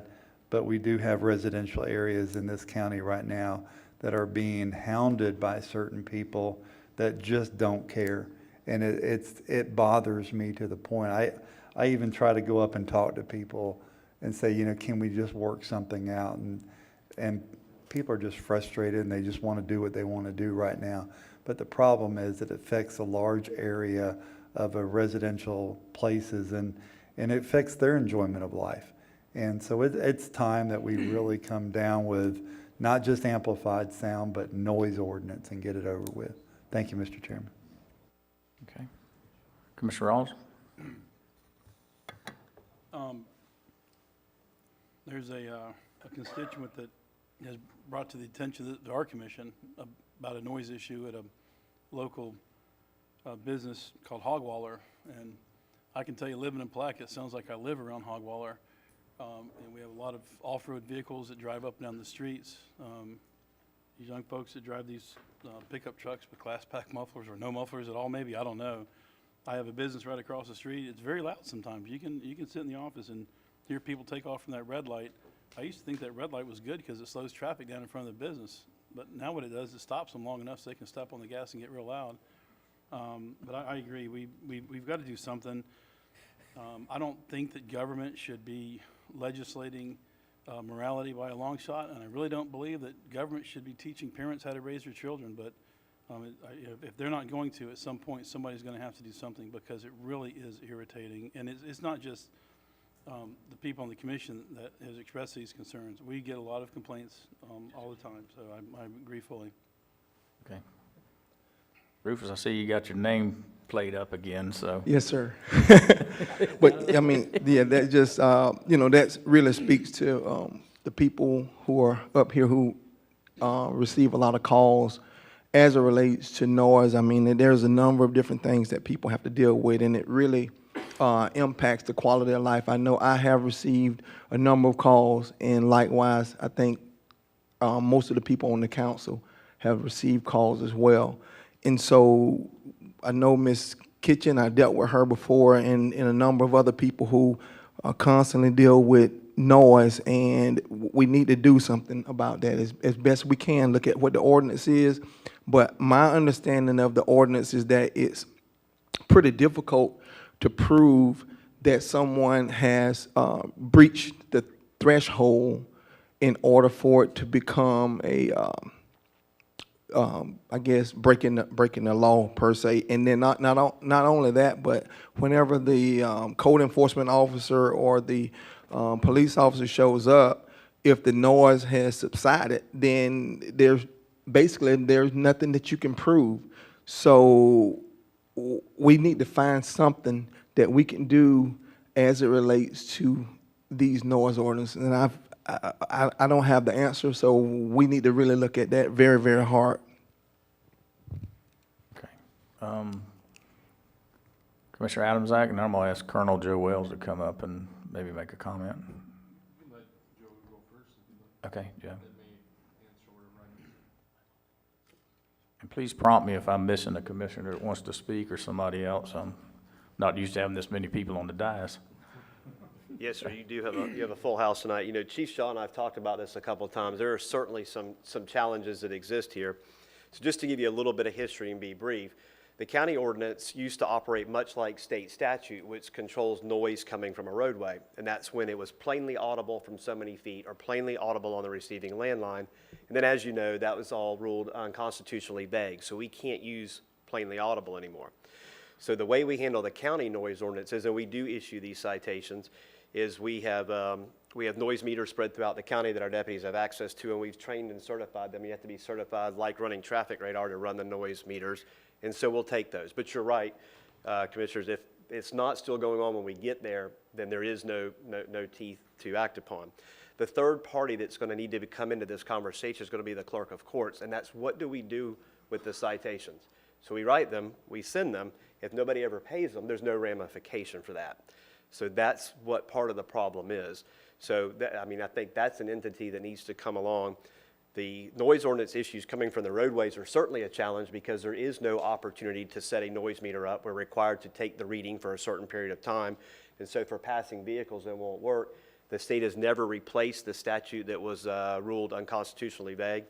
So really the only thing that we can deal with on the roadways is, and I heard the exhaust mentioned, that can be dealt with because it's unlawful to alter your exhaust. We could write a citation for that. But as far as the noise, the music coming from the cars, there is no statutory or legal way for us to deal with that since we lost that state statute. And heck, that's been 8 or 9 years ago that was ruled unconstitutionally and vague. And then it took us several years to recover in a county ordinance to take care of that language. But I think our ordinance is strong in the county. I think that what falls through sometimes is what happens if you don't pay the citation. And so that'll probably be a conversation that we'll need to have. Just kind of our thoughts on it. Okay, thank you, Colonel. Commissioner Adamsack? Yeah, thank you, Joe. I assume that the other 4 municipalities in the county deal with noise issues as well. I know Crescent City does because I've talked to some of the commissioners down there that do. I know Interlochen does because I've talked to some of them as well. As far as the second part of what Colonel Wells said, we can act as a lobbying group to the state. That would be 30 elected officials that were contacting the state to ask them to do something about noise as a group. And I think that that's an opportunity that we could take up if we chose to. I don't know how we put that together, who leads that charge, but that's where that change as far as for the non-amplified sound needs to take place. Now, we just had a sidebar conversation a little bit here, and part of it, there's 2 different groups that violate the noise ordinance, right? There's the person who wants to be a law-abiding citizen who happens to just be playing noise too loud at too late of a time at the night, and it aggravates the neighbor one time. And then there's the individual that plays the noise so loud, and they know that if the sheriff does get dispatched, by the time they get there, they know they can play it for 4 minutes and 26 seconds or whatever that limit is, and they shut it off because their goal is to irritate their neighbor, right? That's 2 different pools of citizens there. So part of what was mentioned here in our sidebar conversation is we do need to educate the citizenry on what that noise ordinance is, what the time frame cutoffs are, and maybe that could be done through our websites, through our Facebook pages as the cities and the county of Putnam, and I think that could be done by all 5 city locations. So I think that's a great idea, is to educate the public on what the ordinance is, how it's enforced, what the potential penalty would be, and then the other side is coming together and getting a noise ordinance that is the same across the county and all the municipalities. And I think that we need to take an opportunity as the 6 legislative bodies of this county, and I don't think we would find a commissioner or an elected official on any of them that would be against a noise ordinance from the state that actually had teeth and was constitutionally correct. So I think we need to take that opportunity as 30, and we can even extend that to the constitutionals. I'm sure they'd sign on. I hope that the sheriff would sign on to lobby that as well. And I think that's how we should go forward with that. And I know that we also have groups like the Florida Association of Counties, the Association of Cities. At some point, we can't always say the state stops us or this stops us. We need to take action to the state and to those bodies that are stopping us. Thank you. Okay, thank you, Commissioner Adamsack. Okay, any other comments on this, Mayor Hill? No? Okay, as Commissioner for District 1, I've been able to meet with the 3 mayors in South Putnam, Mayor Myers from Crescent City, Mayor Watts from Palatka, Mayor Joseph Scala from Pomona Park. We meet once a quarter, and it's been really good. They really appreciate their dialogue between County Commissioner and the mayors, and also their dialogue. And I've asked Mayor Watts when we meet on the 20th to discuss how he came about his particular noise ordinance, and I'll bring that back to the board. Maybe we'll have a workshop to talk more about this, because it bothers everybody in the county, whether it's in the city or in the unincorporated areas. So, Can we just add that to the next logic agenda when we get started back, so that, and that'll give us an opportunity? okay. Okay. All right, we'll move down to commissioner, or creation of urban service boundary, and then that will probably lead into septic and sewer. So Mayor Hill? I'll bring up at this time Lisa Walsh, who's our planning director, as well as Jonathan Griffith, who's our general services director. And as a segue, just moving into it, we've had the conversation at previous meetings about the need for creation of urban service districts. I think Commissioner Harvey said there were 6 times that you go from city to county. We think there's about 8 or 9 that we go in from city to county when you go from the riverfront to the hospital. And so we believe that there's a great opportunity for us to look at major enclaves and to be able to create some consistency, but also there's some other opportunities for us as we talk about septic and sewer, some of these other things, so that we can begin to create greater capacities and work with some of the resources that are available.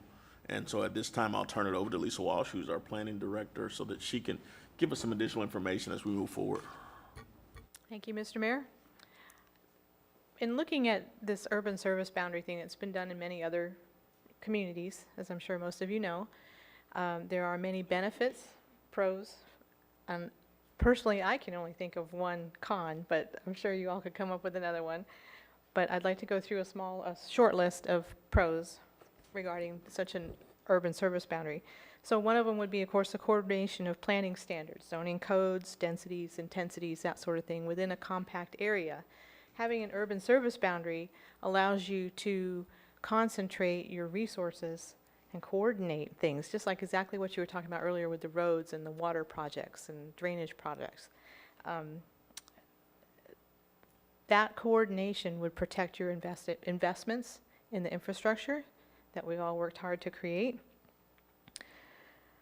It would foster the intergovernmental coordination and economical provision of services, police, fire, roads, drainage, infrastructure, other infrastructure, water, sewer.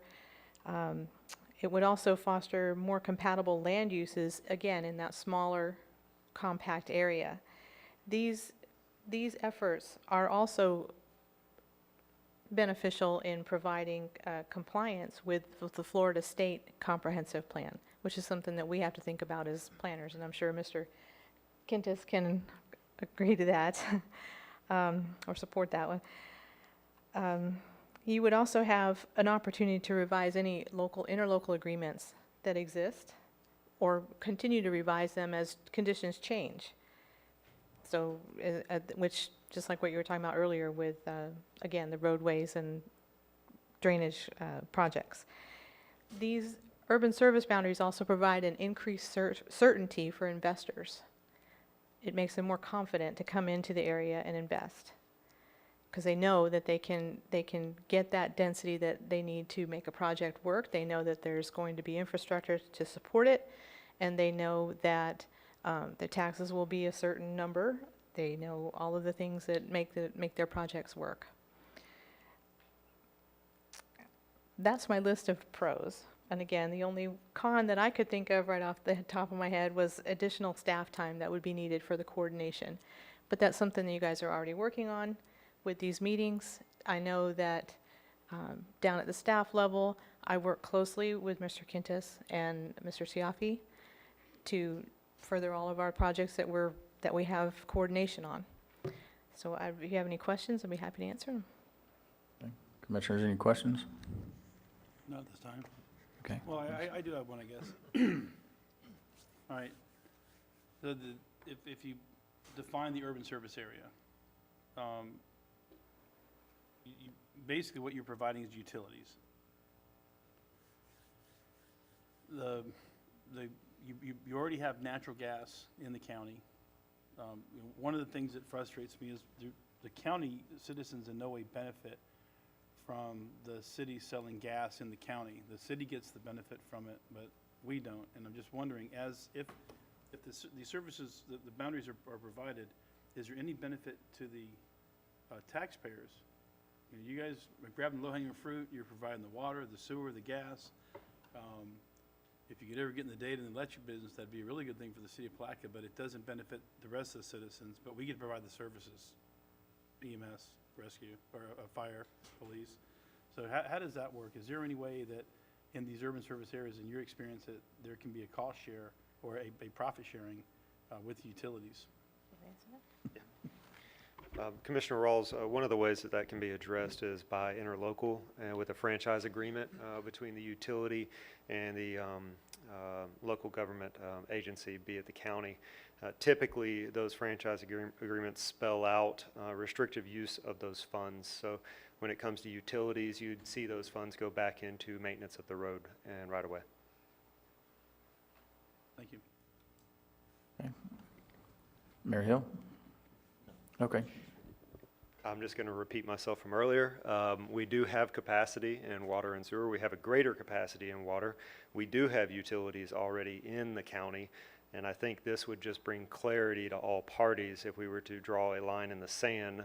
This is where the city can provide utilities, and if we could maybe have some more focused conversations on how both governmental bodies could go to the state and feds for what seems to be a lot of funding right now in regards to water and sewer programs.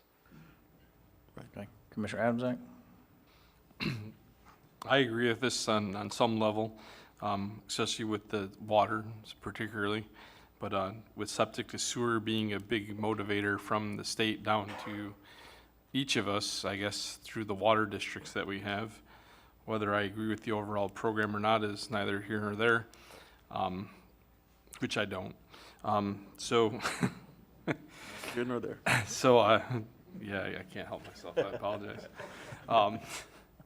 So I think there's opportunities, and I think our biggest opportunity in the county seems to be East Palatka, because that's where we have our infrastructure, right? So for us to go build a whole new sewer plant or a whole new water facility somewhere else, like in outside of Palatka, to get the Penile area or something like that, or outside across from the hospital, things like that, where we're on that fringe area.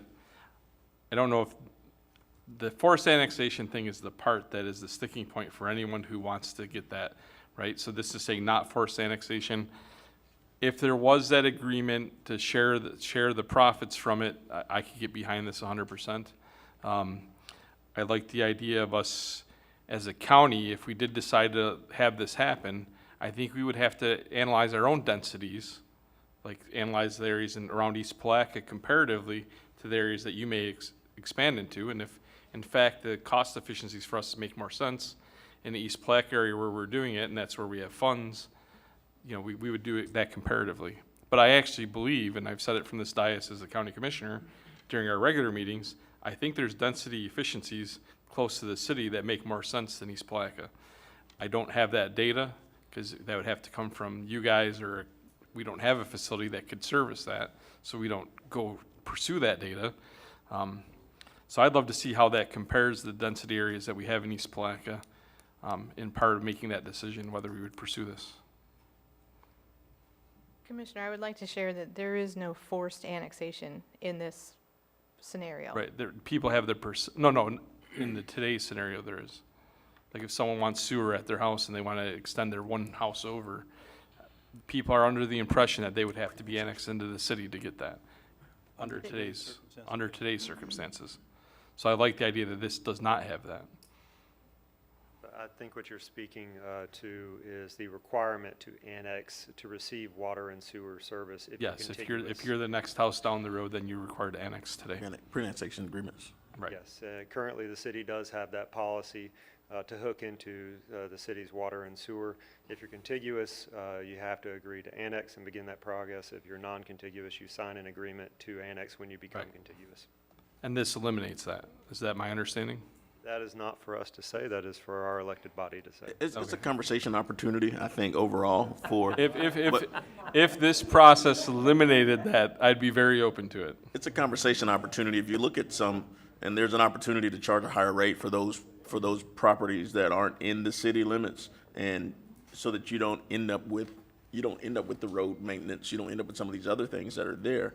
But that, at the end of the day, I think it's a policy decision that has to be made, whether it's the city and the county from a local standpoint, or the city commission making that policy decision overall. I'll just say that I think that the old school approach was to force annexation. The reality is, forced annexation is not popular for any of us sitting up here on this dais. And the reality, and I think it's a better practice for us in the future to provide the service. It's a higher rate if you're not in the city limits, no different than what gas is, as it relates to what's in place. And what that does, it allows us to give greater capacities within the community. As you're looking at East Palatka, the same things are happening on Silver Lake Road and other areas that are really close to the city limits where we have opportunities to come in. If we look at Hudson Avenue, for example, we're seeing on a regular basis people who are annexing their properties because their septics are failing. But I think when we talk urban service districts overall, we need to make sure that we don't just limit it to what's going on with just utilities, because if I could get J.R. Grimes and Chris Taylor to come up, they're a prime example. Also with law enforcement, we see it regularly. They work in mutual aid in various capacities, but people are, these particular departments have been relegated to looking at garbage cans to determine whether it was in the city or county, when the technology didn't allow that to happen in some cases. And so I want Chief Taylor and Director Grimes to just talk a little bit about what your inner workings are, because it's a prime example of what urban service districts will do overall. Okay, before JR, you start, Commissioner Harvey, you want to make your comment now, or do you want to wait? You're going to wait, okay, all right, JR? I actually think we have a very good working relationship. Ever since I've been here, I guess I'm the only guy that's probably lived on both sides of the token. I mean, it was really disappointing many years ago. You get the phone call at the city fire department because a lady's house had burnt down on Lane Street.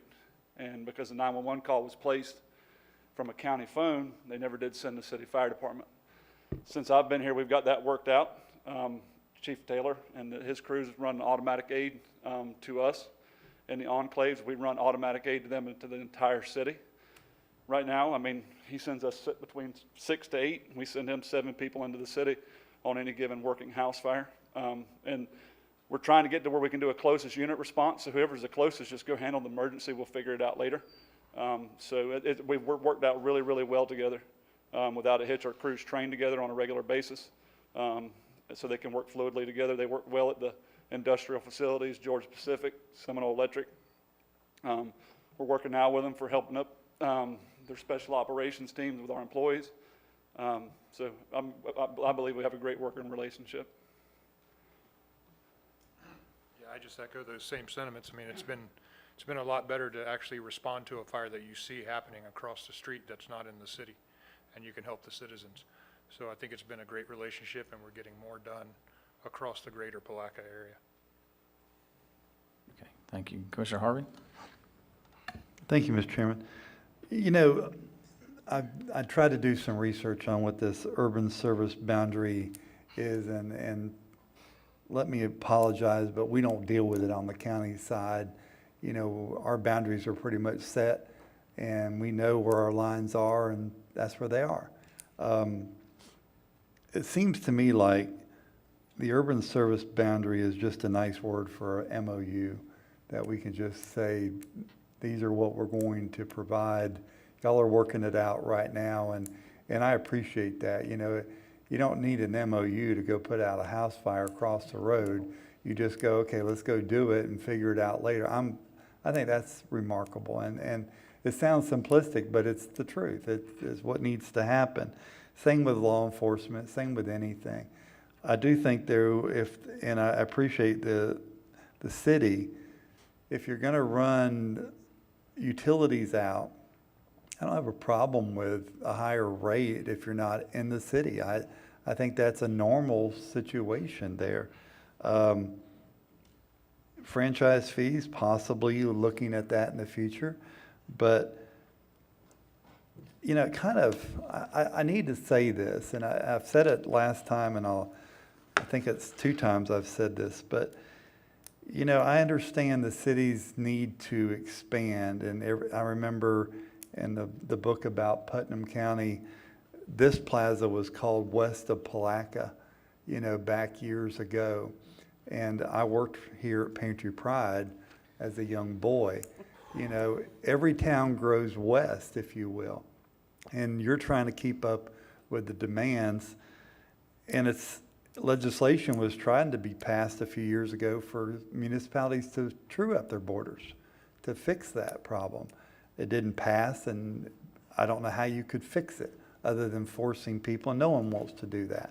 So I think if we can find an element, something that we call it urban service boundary or whatever we want to call it. So everybody wins here at this point. Everybody can get utilities if they want it. They can get service if they want to get fire. They can get police. They can get sheriff's department. Doesn't matter. We all serve the same 73,322 people, not 75, Mayor, I'm sorry. But so I got you. But I think we're all serving the same people. And at the end of the day, whatever we can do to help, I'm all about that. I don't know if we need to have a formal name like this, or we just need to have some kind of MOU that this is what we're going to do, and we're going to help each other out. So, thank you, Mr. Chairman. Okay. Commissioner Adams, If we were to go down this path, I have a question with regards to, and are we separating this? Are we combining this with septic to sewer at this point, or are we going to go back? If we're going back to item G, I don't need to comment now. If we're not, then I do need to comment now. So I guess the two chairmen, are we going to keep item G with item E as discussed in the beginning, or we can go back to G? I mean, you can keep them together. Yeah, we'll go ahead and keep them together, so we'll go ahead. So with the utility thing that was talked about, if the funds from the utility thing can only be used for what? You had said that they're restricted, if the profits or whatever, if the city has them, or if we had a joint thing where we had an agreement where some of the money came to the county that could only be used for the roads where the utility is, for what purposes can that be used? What's the limitations there? So there's no requirement that it be restricted, sir. It's just typically what I've seen in those interlocal agreements where they're specifically addressing utility expansion into the out-of-city areas. Okay, because I think there's an opportunity for the city, regardless of the urban service boundary, to grow your business of utility separate. That's why I like that it was a separate item, because I didn't want to bring in the fire and all that other services. That's something I think we need to figure out the edges of both boundaries and figure out where those things make sense to adjust that. That's a different subject altogether. But as far as septic and sewer, and you guys have gas and whatever utilities you have, I think it's in your best interest as a city, and it's just my opinion, to expand those services into the county if you have that opportunity. I think it's in the county's best interest to take advantage of that expansion in some way financially and share in that in a small degree. I don't think it needs to be a huge degree, but for the fact that it's going to take work on our roads and stuff to get that infrastructure put in place, to share in that initial thing. And if we can do it through grants, septic to sewer, and all the other things that are available out there today in today's world, that's even better, because then maybe it doesn't cost either the county or the city much to put the infrastructure in, but allows you guys to sell the service. Yeah, I failed to mention, standing by these two guys, I remembered, we've actually submitted multiple grants based upon the assumption that when we expand the potable system into the county, it actually includes the hydrants for fire protection services. So that is a direct benefit to the county residents that I failed to mention. Sure, and that's fantastic. But it also it's good to do that if you're putting the water systems in as well, right? I mean, it makes sense either way, whether we change the lines or they're already sharing in resources and figuring out how to do that. If that's working, I don't want to break something that's working, I guess is what I'm saying there. So I'm for this idea, but I think the easier win is your utility expansion out into the county while we discuss the other portions of the negotiations. And that's what I would absolutely support today, would be expanding water and sewer and gas and whatever you have into the most populous areas closest to the city that we can, to give those people opportunity to have access to those things without annexation to the city. Thank you. Okay, Mayor Hill. And I think probably the final point, I don't know if Chief Shaw had anything he wanted to bring forward on this particular issue, because I know law enforcement has some of the same things. Chief, is there anything you want to add as it relates to this issue, or are you okay? I'm okay. I think it covers the same thing with the MOU or what we have with the sheriff office in reference to. You're waiting for Ms. V to say she can't hear? I kind of realized in mid-speech that I needed to move up. I think it reaches to the same token that's already been mentioned with the fire department. We already share an MOU with the sheriff's office in reference to calls of service, whether it be on emergency nature, response time, or staffing issue, whatever it may be.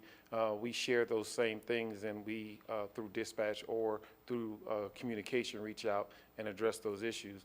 But it was spoken earlier with the fire department in reference to where our issues lie and how we address them. Right. And so I think, and my comment on this was, one of the things we have to be mindful of is while we have the sheriff's department and the police department working together, while we have the county's public safety and our fire department working together, whenever leadership changes and there becomes a difference and there becomes a change in what's in place, sometimes it's necessary to put pen to paper so that these things are memorialized, so that as those changes take place, we find ourselves in a better situation to sustain the working relationships so that they don't pass on to the next person.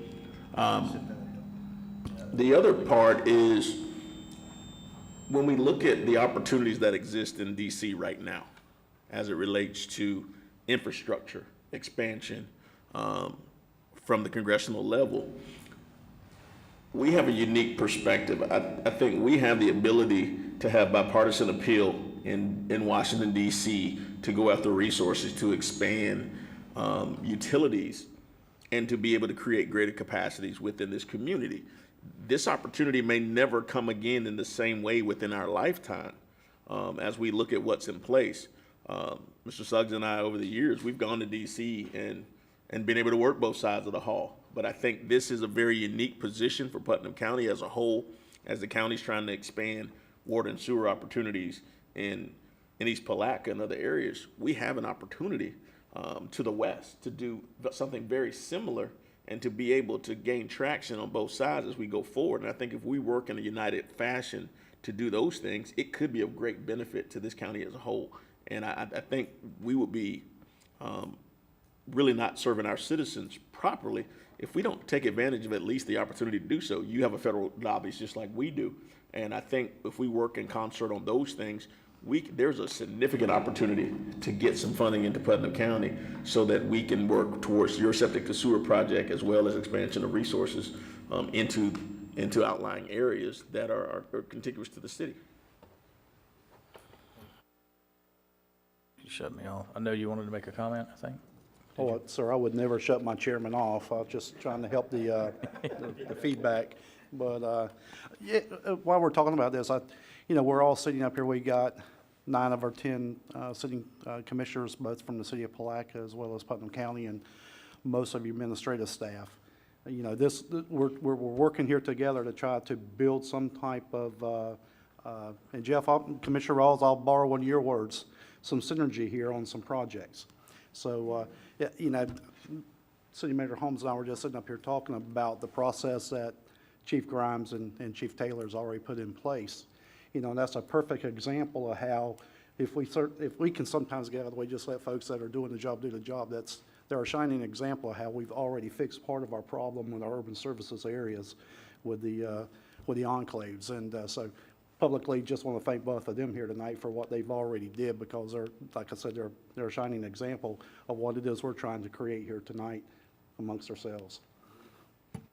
Yeah, before I go to Commissioner Adams, I agree, because I think the meeting a couple of years ago that this was part of an issue with the services for fire service, as you described, and y'all have worked that out on your own. So, Commissioner Adams, Zach? Yeah, and I just want to say this, if we're going to pursue this, and I think we should pursue it, the lowest hanging fruit obviously is water. So I think maybe we try to get a win together with water and then go to the other things, or maybe, I don't know much about what your gas situation is. We don't have gas in West Putnam, so at least not out in the woods where I live. But water, I think, is the greatest opportunity, the most bang for our buck probably. There may be some instances where water and sewer obviously go together, but if we're trying to get a win where we can show that we can work together and get this done, I think water is our lowest hanging fruit across our two organizations. Thank you. Okay. All right, Commissioner Rawls? Lisa alluded to the other win, which is, you'll be a lot more attractive to businesses that are looking to either locate to Putnam County or relocate within Putnam County. I've sat at a lot of high-level meetings, and, one of the questions is it in or out of the city limits? Because there's a 40% higher burden that has to be paid if you're inside the city limits, because the extra services are provided, but the businesses may or may not need those services, but they do want the water and sewer. So I think, that Beth is here, and I'm going to ask her to come up later when I get a chance to talk about affordable housing in Putnam County. But that's going to be something else. That it's another issue that we need to wrap our heads around, whether it's affordable housing, workforce housing, whatever you want to call it. We've got to be able to get ourselves in a position to be able to have sustainable housing that's not costing $1,500 a month at a low level. So I think this is great for everybody. Hopefully the city of Palatka will be able to get themselves in a position to be able to delete the annexation requirement within the defined area, whatever that defined area is. Thank you. Okay. All right, any other comments? Okay, before we move forward, thank you. And Jonathan, you want to stay up? I guess we'll move to, for the Putnam County Business Park update. Forgot we were giving an update on that one, actually. So we were just recently notified of a grant award. I don't know if everyone's aware, but the business park infrastructure is in 2 phases. There's another lift station, and there was some gravity sewer and force main that was not constructed when the initial business park infrastructure was constructed. So there was some interest from a developer out off of 309C for some residential homes to extend into that system.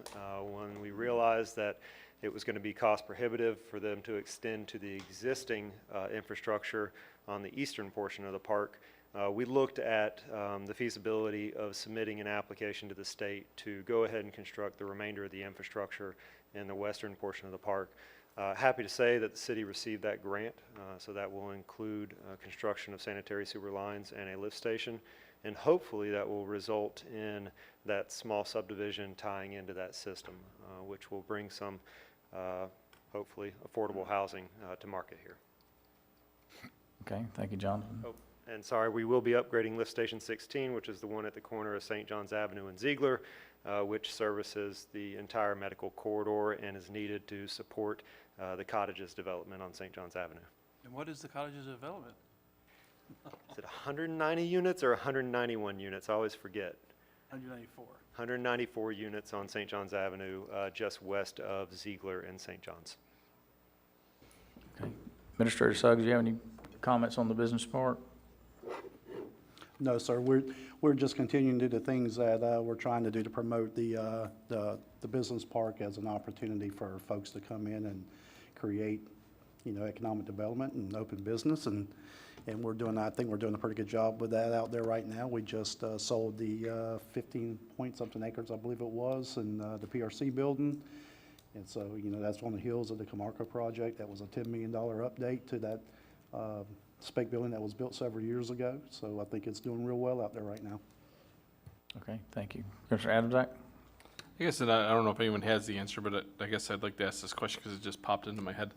What is the remainder of the property that we have at the business park?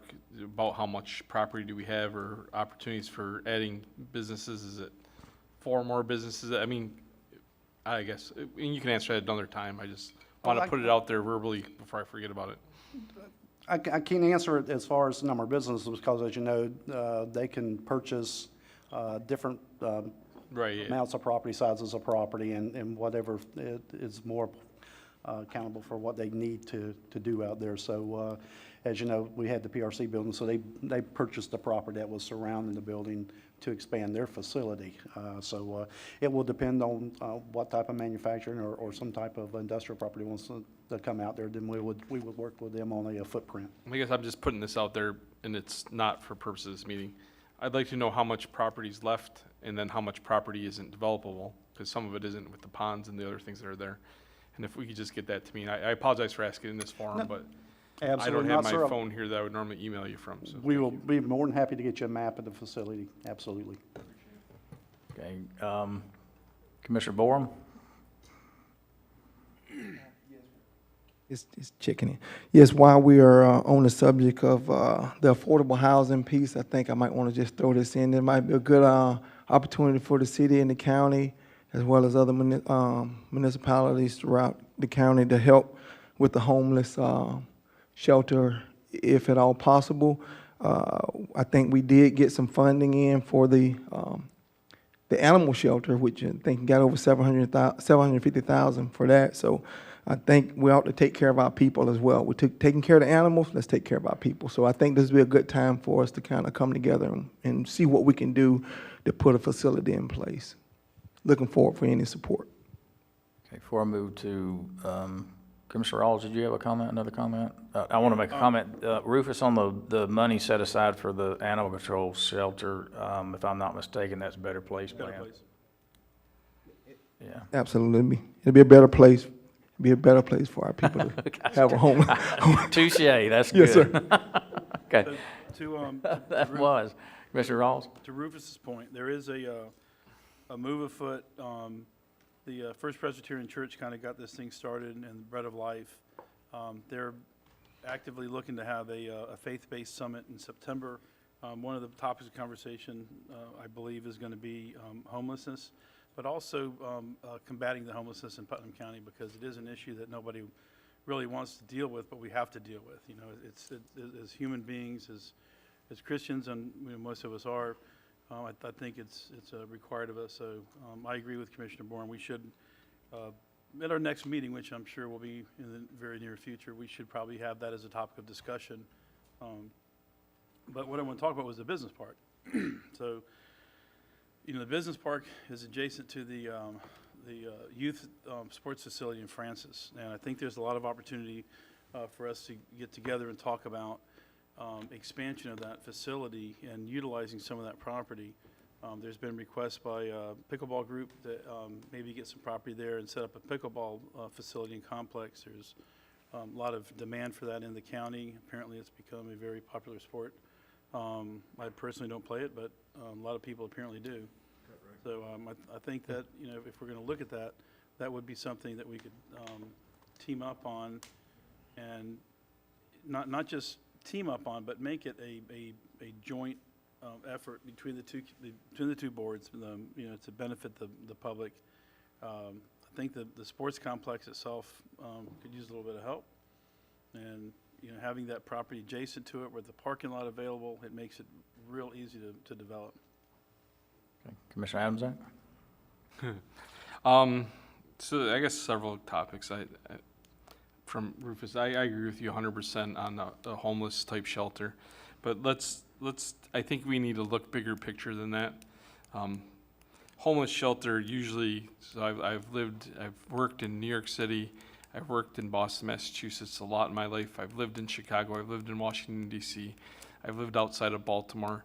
Homeless shelters normally are set up in a way that you're facilitating shelter for people when the temperature goes below 32 degrees Fahrenheit, and they only open in those times. They're not open 24/7 normally.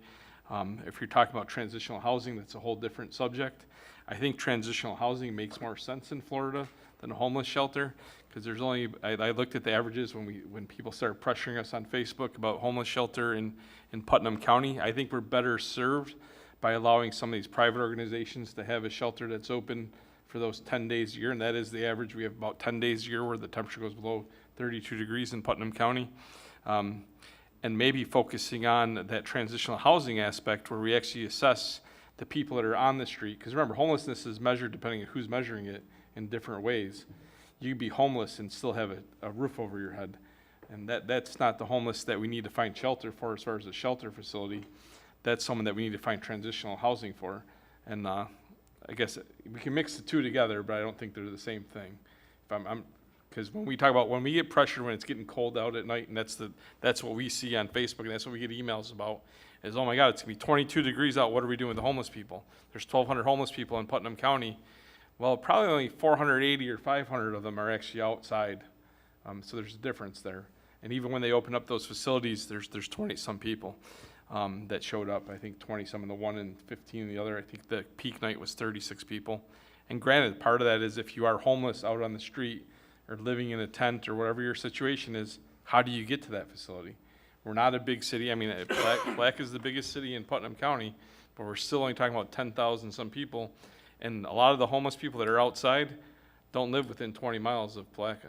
There's whole people in West Putnam. There's people in South Putnam. I know where they are.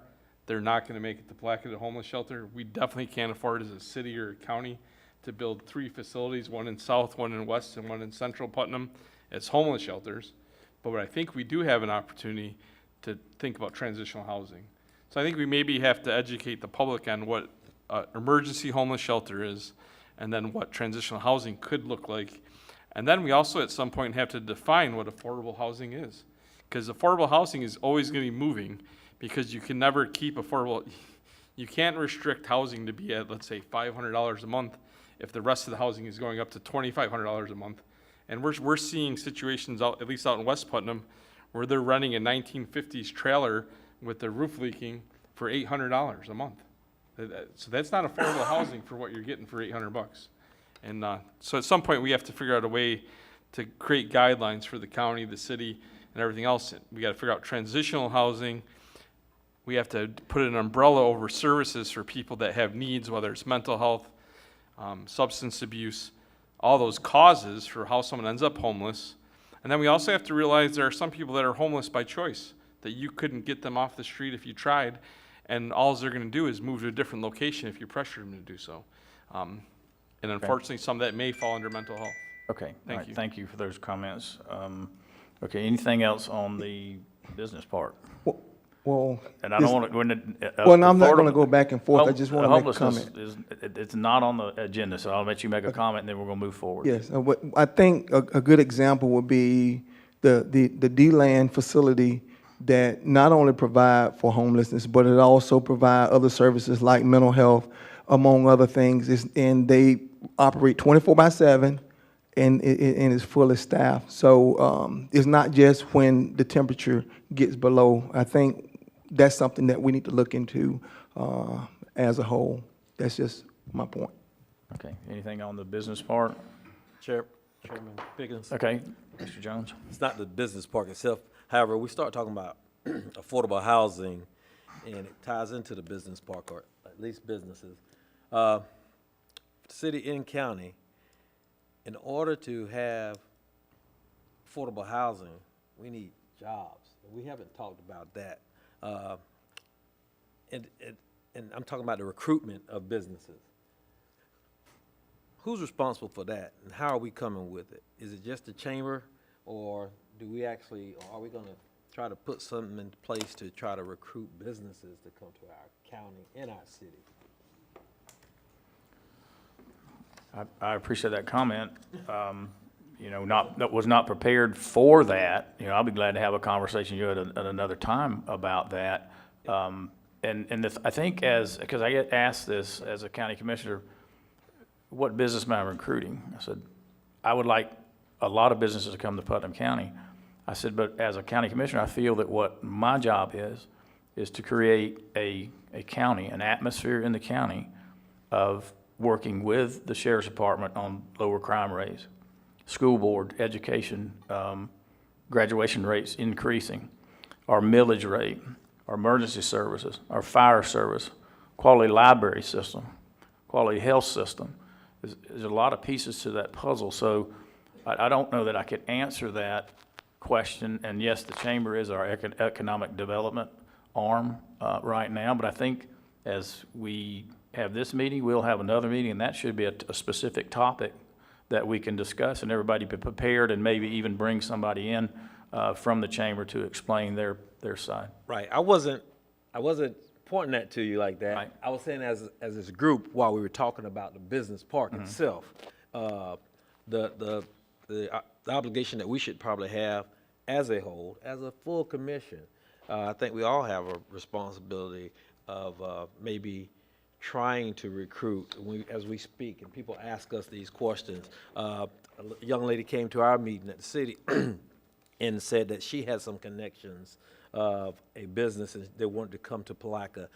My question, is basically, and whoever could answer it right now, is who can we go to ask that question? I mean, I know everybody think we have all the answers, so that's just something we could brainstorm and say, well, how can we collectively come together and maybe recruit or try to recruit businesses to come in, because then we could tackle the homelessness.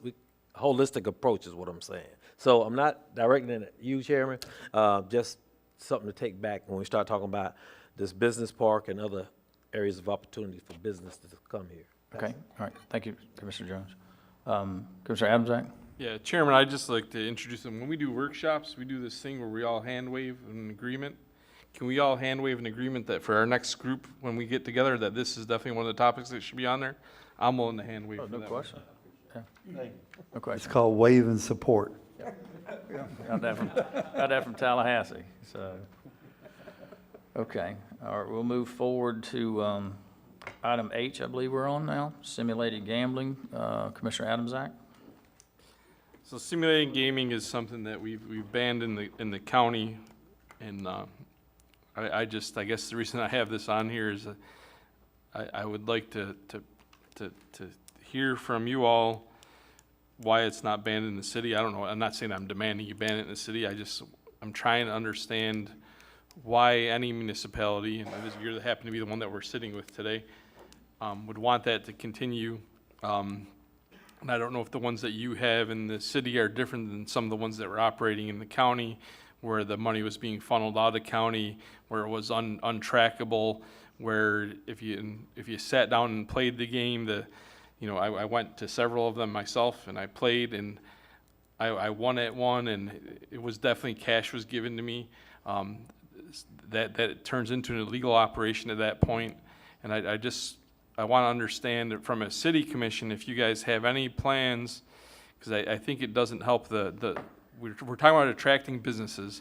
I don't think any of those businesses that you have in the city or that we had in the county help attract another business to be next to it, and I don't think it's good for the community. So I just wanted to hear from you all what your vision is for simulated gaming, and by that I mean the fish game places, those type of establishments, and if you have any plans in that area.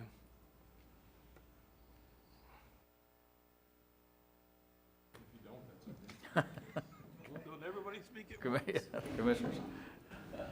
I mean, I know we have a policy in place already that speaks to that, and it's come down from the state. And if they are operating within those confines, I mean, there's nothing that we can do because it's still state regulated from that respect. However, if they are operating outside of that, that's a whole different ballgame, and that's what we have to deal with law enforcement, making sure that things are done according to the law that's on the books. Okay. Commissioner Harvey? Thank you. Thank you, Mr. Chairman. We did shut it down, and I'm glad we did in the county. We had major testimony from our sheriff's department that even though they tried to be legit and look like they were legit, they weren't legit businesses. I can't imagine that their business model has changed from inside a municipality to outside a municipality. So I guess I'm going to go along the lines that Commissioner Adamczak is, what's the difference? Have you really looked at these?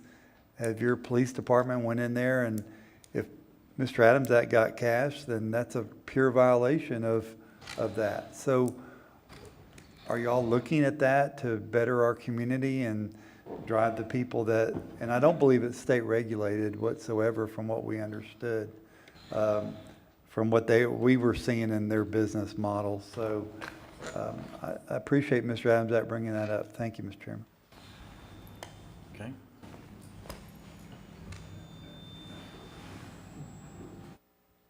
Chief Shaw? As it relates to enforcement, I can tell you we've already addressed 2 of the internet cafes in the past. We have looked into them, and we will continue to look into them. We in reports to City Manager Holmes, we shut one down today when it came up to our knowledge. So we are attempting to address them amongst the state law where they are violating the state law in receiving or dispersing in cash.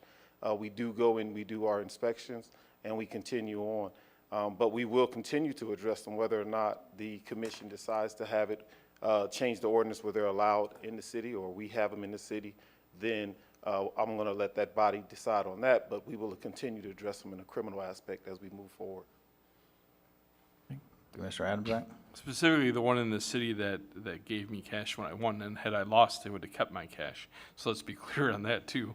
And I got $18. It was great. Was the one that is right down St. John's, and I don't know if that's the one you closed today or not. That's near where the Dan's Barber Shop is, and the end corner there. And this was months ago. That's correct. That is one that we did close. Okay, so they definitely were They are operating back outside open now, and we are going to be monitoring their activity in the future. Okay, maybe I'll go try to win again, and I'll report if they hand me cash. Well, actually, Call you direct. if you're going to go in and do it, just get with us. and we'll I'll work give it to together. you as evidence. How's it? That might be a way you can keep your money. Chief, you want to wire the commissioner and send him in, or? No? Yeah, I'm fine with that, actually. it's exactly what the chief just said, and that was our motivation in the county is none of the ones that we have done investigations on in the county are operating legitimately. So we would go in, do an investigation, just like he said, lots of manpower, undercover work required to make these cases for misdemeanor cases. The last year that ours were open totally, the sheriff's office spent $68,942 investigating internet cafes, none of them operating legally. So yes, there's some state statute that says what they can and can't do, but just like the chief said, 5 minutes after we left, back open. County taxpayers pouring money after money after money on these places. Now there's an ordinance in place. We had spent $0 in the last 12 months. I spoke to the owner of one of them. I happened to see him in the parking lot of his business, and so did one of our other members. Saw he was there and asked him, what was his intention? What was he planning to do? He said, I spoke to my attorneys. They don't think there's anything we can do with this. We're selling the building. We have a business looking at it, an HVAC business. Crescent City banned theirs about 2 or 3 weeks ago. So again, it's just about how long do you want to keep working these investigations over and over again for folks that are out of town. They're not being arrested. There are people that are working here being arrested. All the money that we tracked, about 80% of it went to North Carolina, and some of it was going to the Bahamas. So, it's just about how much resources you continuously want to put into something that is illegal, but that will open up 5 minutes after you walk away from it. And that's why we asked our commissioners for an ordinance, and with a lot of work with Mr. Commando, I think we wrote a great ordinance, and we haven't had to deal with them. This might be coincidence, but here's an easy number. If you look at the average number of robberies that occurred in the internet cafes in Putnam County, I took a 5-year average, and that average number was 8. We had 8 average robberies. Totally could be coincidence, but I thought it was interesting. For the first year they weren't there, you know how much our robberies dropped in Putnam County? 8. Could be coincidence, but we haven't had the robberies, and they were prone to them. Large amounts of cash, oftentimes senior citizen victims, defenseless senior citizen victims. And so just to kind of give you our point of view, and we appreciate our county commissioner, our county attorney working with us on it, and after finishing our first year in the ordinance, it's been great. So Colonel Wells, on the city standpoint, do I hear you saying that we should adopt that same ordinance? That would be your suggestion? It would, and I'll be bold enough to give you a suggestion. It would. It's been a success for the county, and certainly, Chief Shaw and his men and women have other things to focus on. And like he said, I'm sure, and we worked with them, and I've spoken to you about this. His men and women certainly had other things to do. They went in there, they did the job. They're not as easy to shut down as you think, and like he said, they're open right now. Thank you, sir. Okay. Any Chief, is other that your comments, Chief? wishes? Sir?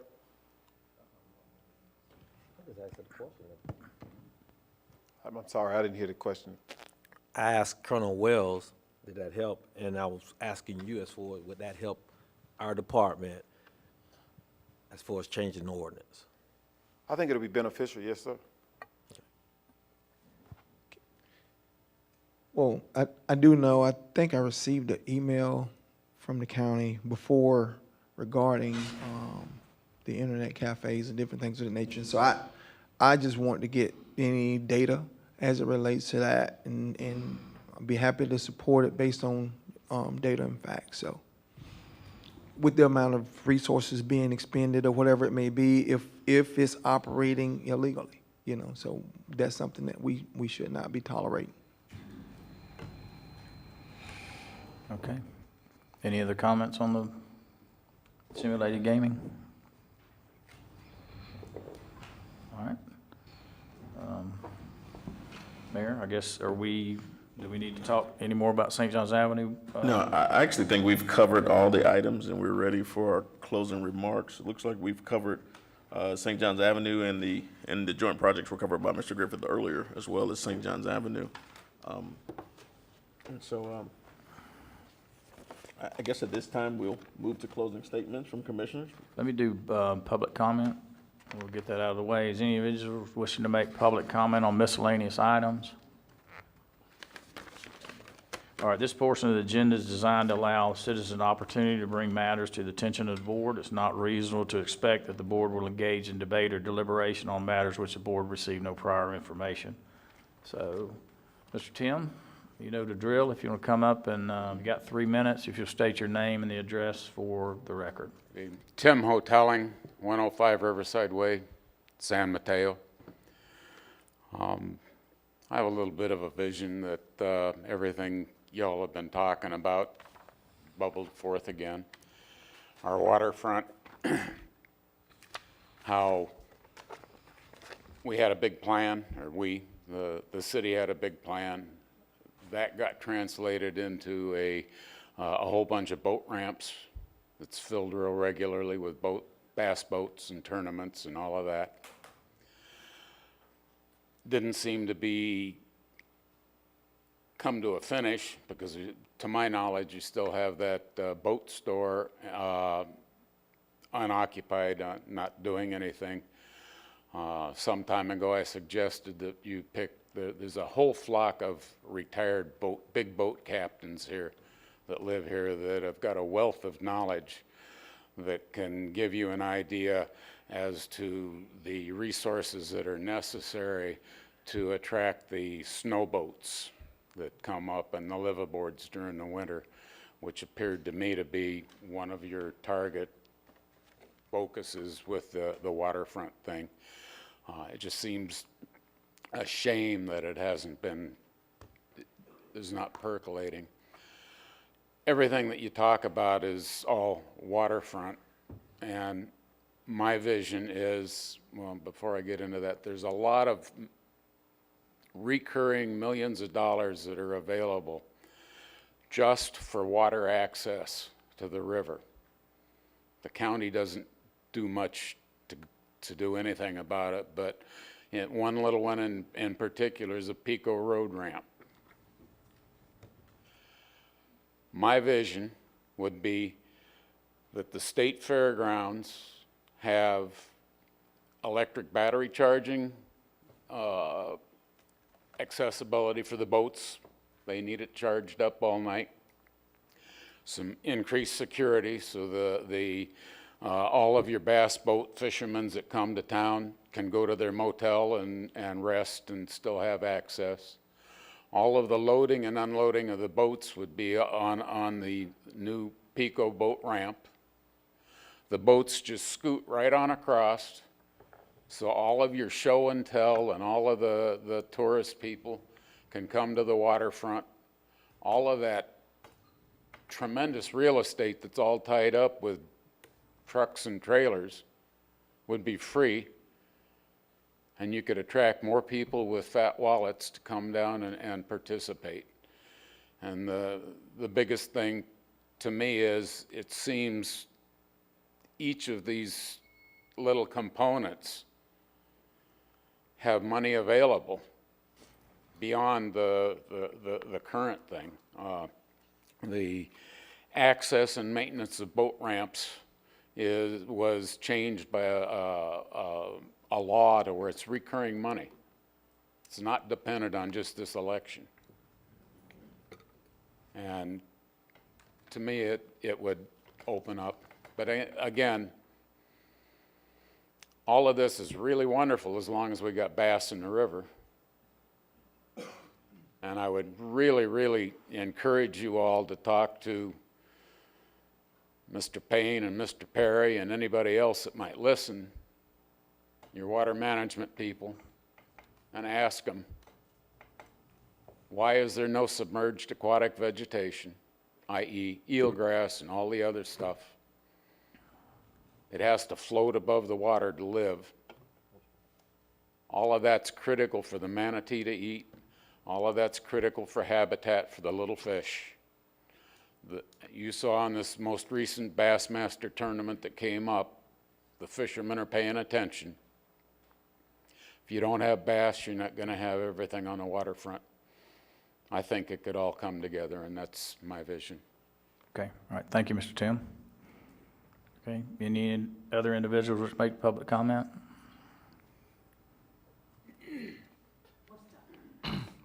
Chairman, do you mind if I say something that, and I don't, just because I don't know if Mr. Hoteling is aware of it, but there is an activity coming up where they are looking for volunteers to plant larger groups of eelgrass in, I believe it's Lake George. So that is an exciting opportunity. Instead of doing those small spec areas that they did the last time, they are trying to do it in a bigger scale. So I just didn't know if you were aware of that. So I am aware I have what they call exclusion fencing on my property. The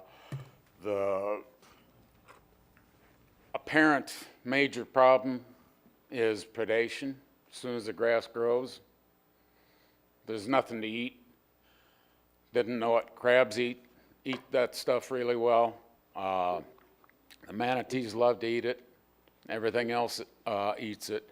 And there is very, very limited scientific exploration to identify it. But the problem is down in Lake George, which is a lot clearer water, so the sun can get down and make all of the vegetation grow. It's like any other plant. It has to have sun to go.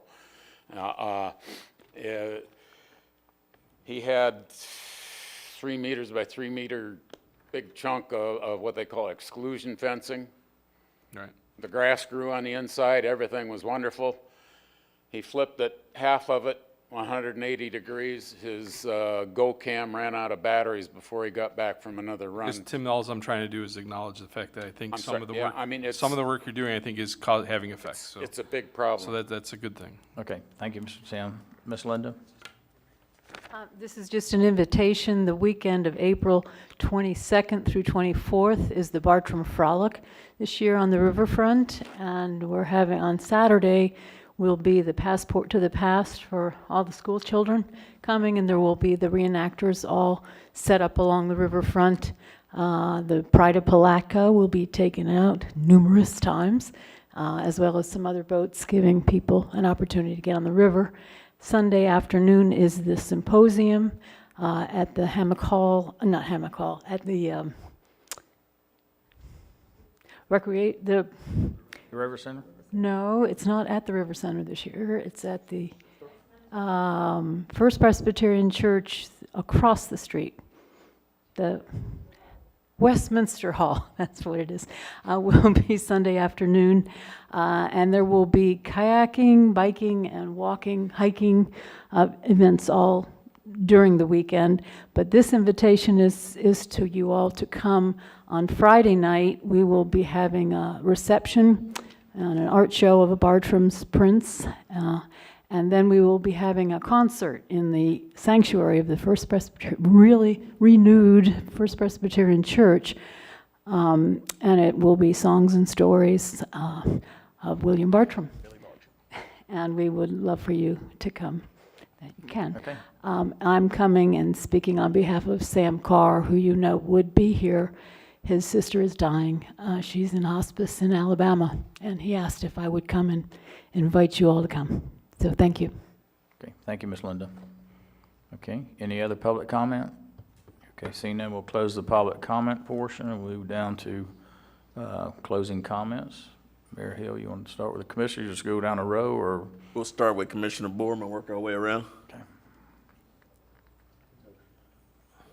I just think we had an awesome session here today. I'm looking forward to the next meeting that we have. So long as we keep working to help make the quality of life for our citizens better and better each time we meet.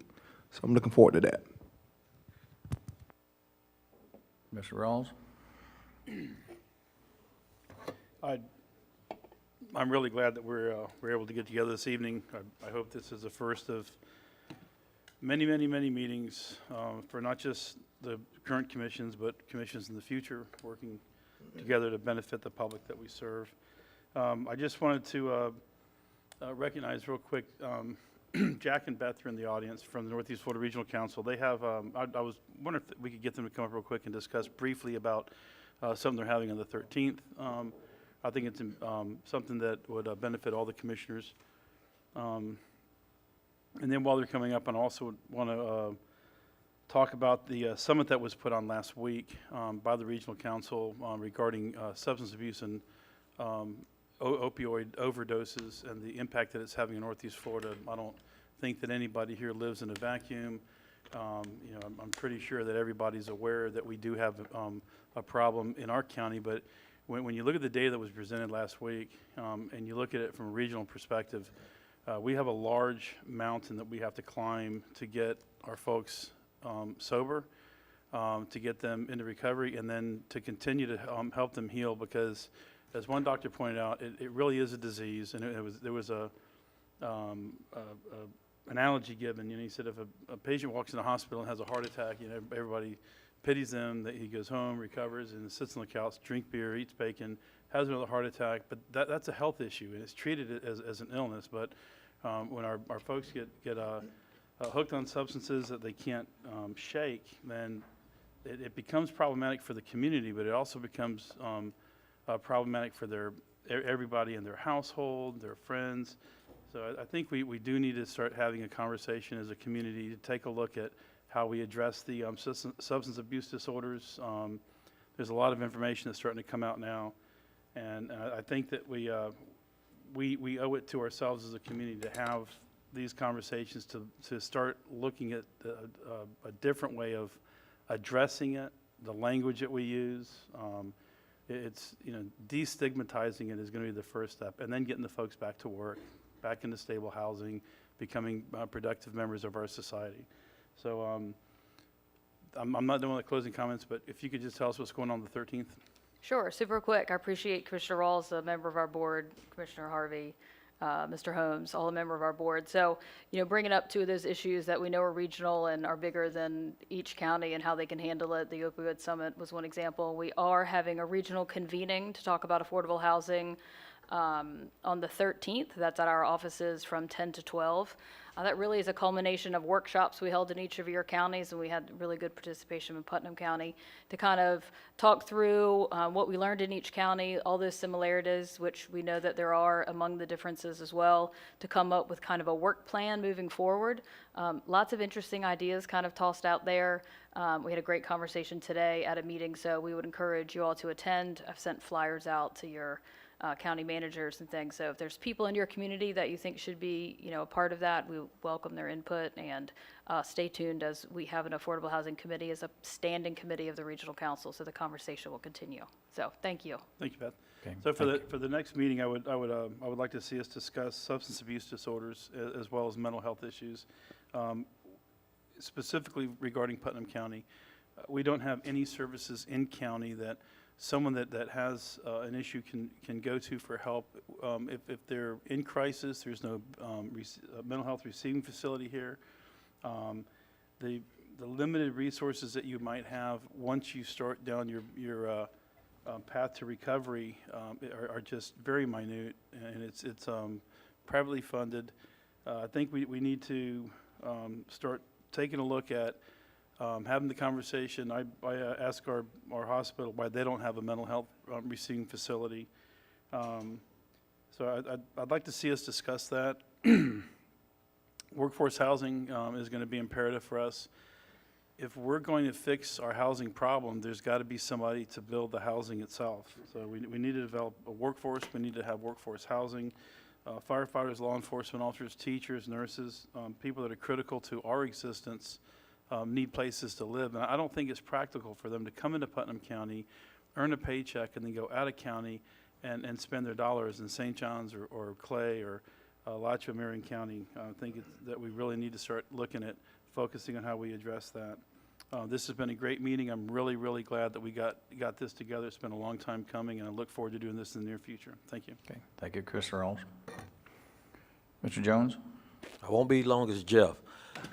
I would like to thank everybody who took part in making this happen today. Awesome experience to come together and share. It was wonderful to see the EMS personnel, planning, zoning, law enforcement from city and county, and all of us trying to work together collectively. I think that we have a brighter future when we work together. So again, I want to say thank you to everybody who participated. Commissioner Campbell? I too echo the sentiments of those who have spoke before me, more specifically Commissioner Jones. What you see today is what really needs to happen to continue to move this city and this county forward. We oftentimes hear our mayor say, when Palatka thrives, our county thrives, and that's what we want to do, make sure that we not only thrive here in the city, but our county as a whole thrives. So I'm excited about this showing that we have here today, and I want to make sure that it's something that we continue to do. Commissioner Adamsack? Anyone who knows me knows I'm not the one that usually sits up here and thanks everyone or any of that stuff, but I am truly thankful that this meeting occurred. It's something that I wanted to see happen from the day I came into office. It's something that I campaigned on. It's something that I think is important, exactly like everyone before me said. We can't move the county forward without the city, and the city can't move forward without the county. So I appreciate each and every one of you for being here today. Every one of the comments that were said today was completely valid and came from, I think, a place that every one of us is looking to benefit all the citizens of the county and the city. And I just want to say I appreciate all of you being here, and I hope that we have one of these meetings. I hope we develop a cadence. I hope it's quarterly at minimum, and I think we can do a lot to help move everything forward to the benefit of all. Thank you. Okay, Commissioner McCaskill? I too want to thank everybody for coming out tonight and having the opportunity for us to join together and strengthen the partnership that we're looking to build with the county and the city. I hope that we too can have these meetings. I agree with Adam's site that we do have these meetings every quarter. So thanks. Okay, Commissioner Harvey? Thank you, Mr. Chairman, and I do agree. I think it's been a long time coming. We've had them before, and this one took a little while to get started, but appreciate your leadership on that and moving that forward. As Palatka grows, we're going to grow in Putnam County, but we do have other municipalities too, and we have a bigger charge to reach out to those, and some of us do, and appreciate the chairman goes south and I go west, and Mr. Adamsack goes west on that. But truly, you know, we want all of our communities to thrive. Our citizens deserve it. And I will say, if you didn't get a chance to go to the Opioid Substance Abuse Summit last week, it's one of those meetings that I'm the president of the regional council, and I wanted to be there, but I didn't know how important it was for me to be there and hear what really took place. Probably, I came back and told Mr. Suggs, best meeting I've ever attended in my career as a elected official. Probably the best meeting I've ever attended anyway. The information was good. It wasn't preached at you. It was given to you, and solutions were on the table. So I agree that going forward as a regional and as a community, we need to address this problem, and we need to look at how we can do it. And there's no doubt that when we go forward too, workforce housing is going to be an issue. It is an issue now. It's going to be an issue. And Mr. Adams mentioned it, $800 for a 1950 trailer that leaks. It's not unheard of, and people are standing in line to get those right now. I don't know how they can afford it, and we've got to try to address that situation. So I look forward to more meetings. Thank everyone for being here, and thank you very much, Mr. Chairman. Okay, Administrator Suggs? Yes, sir, Mr. Chairman. Great meeting, absolutely great meeting. you know, having a unique perspective of saying I sit here and I've served on both these councils, you know, these commissions, and knowing some of the issues that both the county and the city are dealing with, I think it's certainly an opportunity for us to do well for each other and with each other and support our community, make things better. I think the quality of life is certainly one of those things that we need to be working on jointly. I love the fact that we have both our sheriff's office representatives and our Palatka Police Department here, both our city fire department and the county fire department and other staffs here tonight. The city manager's here. You know, I think it's a great opportunity for us to continue building on the momentum that we set here tonight. So look forward to the next meeting. Okay, thank you. Administrator Holmes? Nothing that hasn't already been said, Mr. Chairman. Okay, all right, thank you. Mark that down, one of the few times an attorney passes up a chance to talk. Wow. Okay. No comment. Okay, I've got 4 of them in my family, so. Okay, Mayor Hill, you want to go first, or you want me to go? I'm in shock that Holmes didn't have anything to say. So we had a couple requests, and I talked to Chairman Pickens about it. The first request was that we memorialize this moment with a photograph after the meeting. I think one of the great parts about tonight is that in the midst of everything that's happened historically over within our community as a whole, and many people's perception that the city and the county can't work together, it's a lie. The reality is we all want the same thing, and that's for a better community. And I'm really excited about the opportunity for us to have a true working relationship. And as we begin to do that, I don't want this meeting to just be one about talk. I want us to have next steps so that when we come back, we can report on some successes no differently than we did with St. John's Avenue from those meetings that took place in 2018. But there's low-hanging fruit out there that we can touch on from this meeting tonight. There are opportunities for us to continually make our communities better. There was information that came from the county side that will benefit the city, and I believe that there was information that came from the city side that would benefit the county. I'm glad to see that your mics work kind of like our mics work when we're in our commission meeting. But I think overall, I'm excited about the possibilities. I think Chairman Pickens, when we were asked about the subsequent meeting, we were both in agreement that next quarter we should have another meeting. This community, Don Holmes always says that people refer to us as the hole in the donut. And the reality of it is this,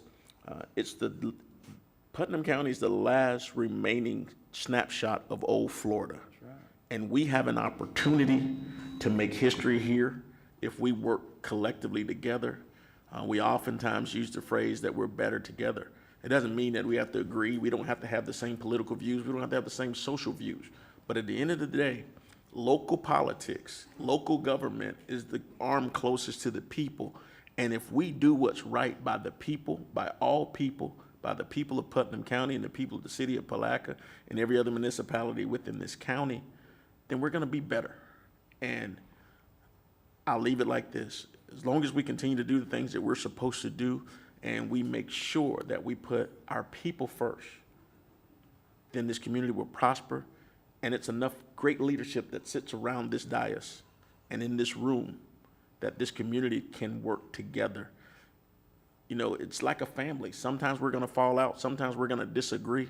But at the end of the day, the greater good of the people is what's reigning supreme. And we need to just continually work together to share ideas, to share concepts, to share resources. We can do more by putting pennies together to make dollars than we can by trying to do this thing on our own. Because the county's not going to make Putnam County better by itself, and the city's not going to make Putnam County better by itself. But if we can work together and at least touch on the low-hanging fruit, if we can go to Tallahassee together, if we can go to DC together, then our communities are going to be better together. But it starts with this leadership having a consciousness for being able to meet small goals and to turn them into big goals. Okay, thank you, Mayor Hill.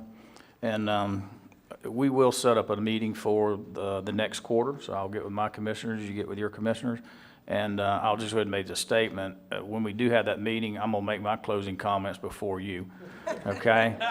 So, learn my lesson there. And as he talks about, of Putnam County and Palatka, I've lived all my 62 years here. And I tell people, I said, that the old part of Florida that you thought was lost, you'll find it here. And I think that's a positive, and we're starting to be rediscovered. And I think we're gonna see some great growth. I think this is a great meeting. I appreciate all the commissioners on both sides, the city and the county administrator, our staff, our executive directors, y'all's staff and directors. I truly appreciate this. I think it was positive, but we do need to make sure that each one of us follow up to where we can bring back some successes or some progress at our next meeting. So those are my comments, and I just appreciate everybody. Is there any further business to come before this meeting? Okay, we stand adjourned.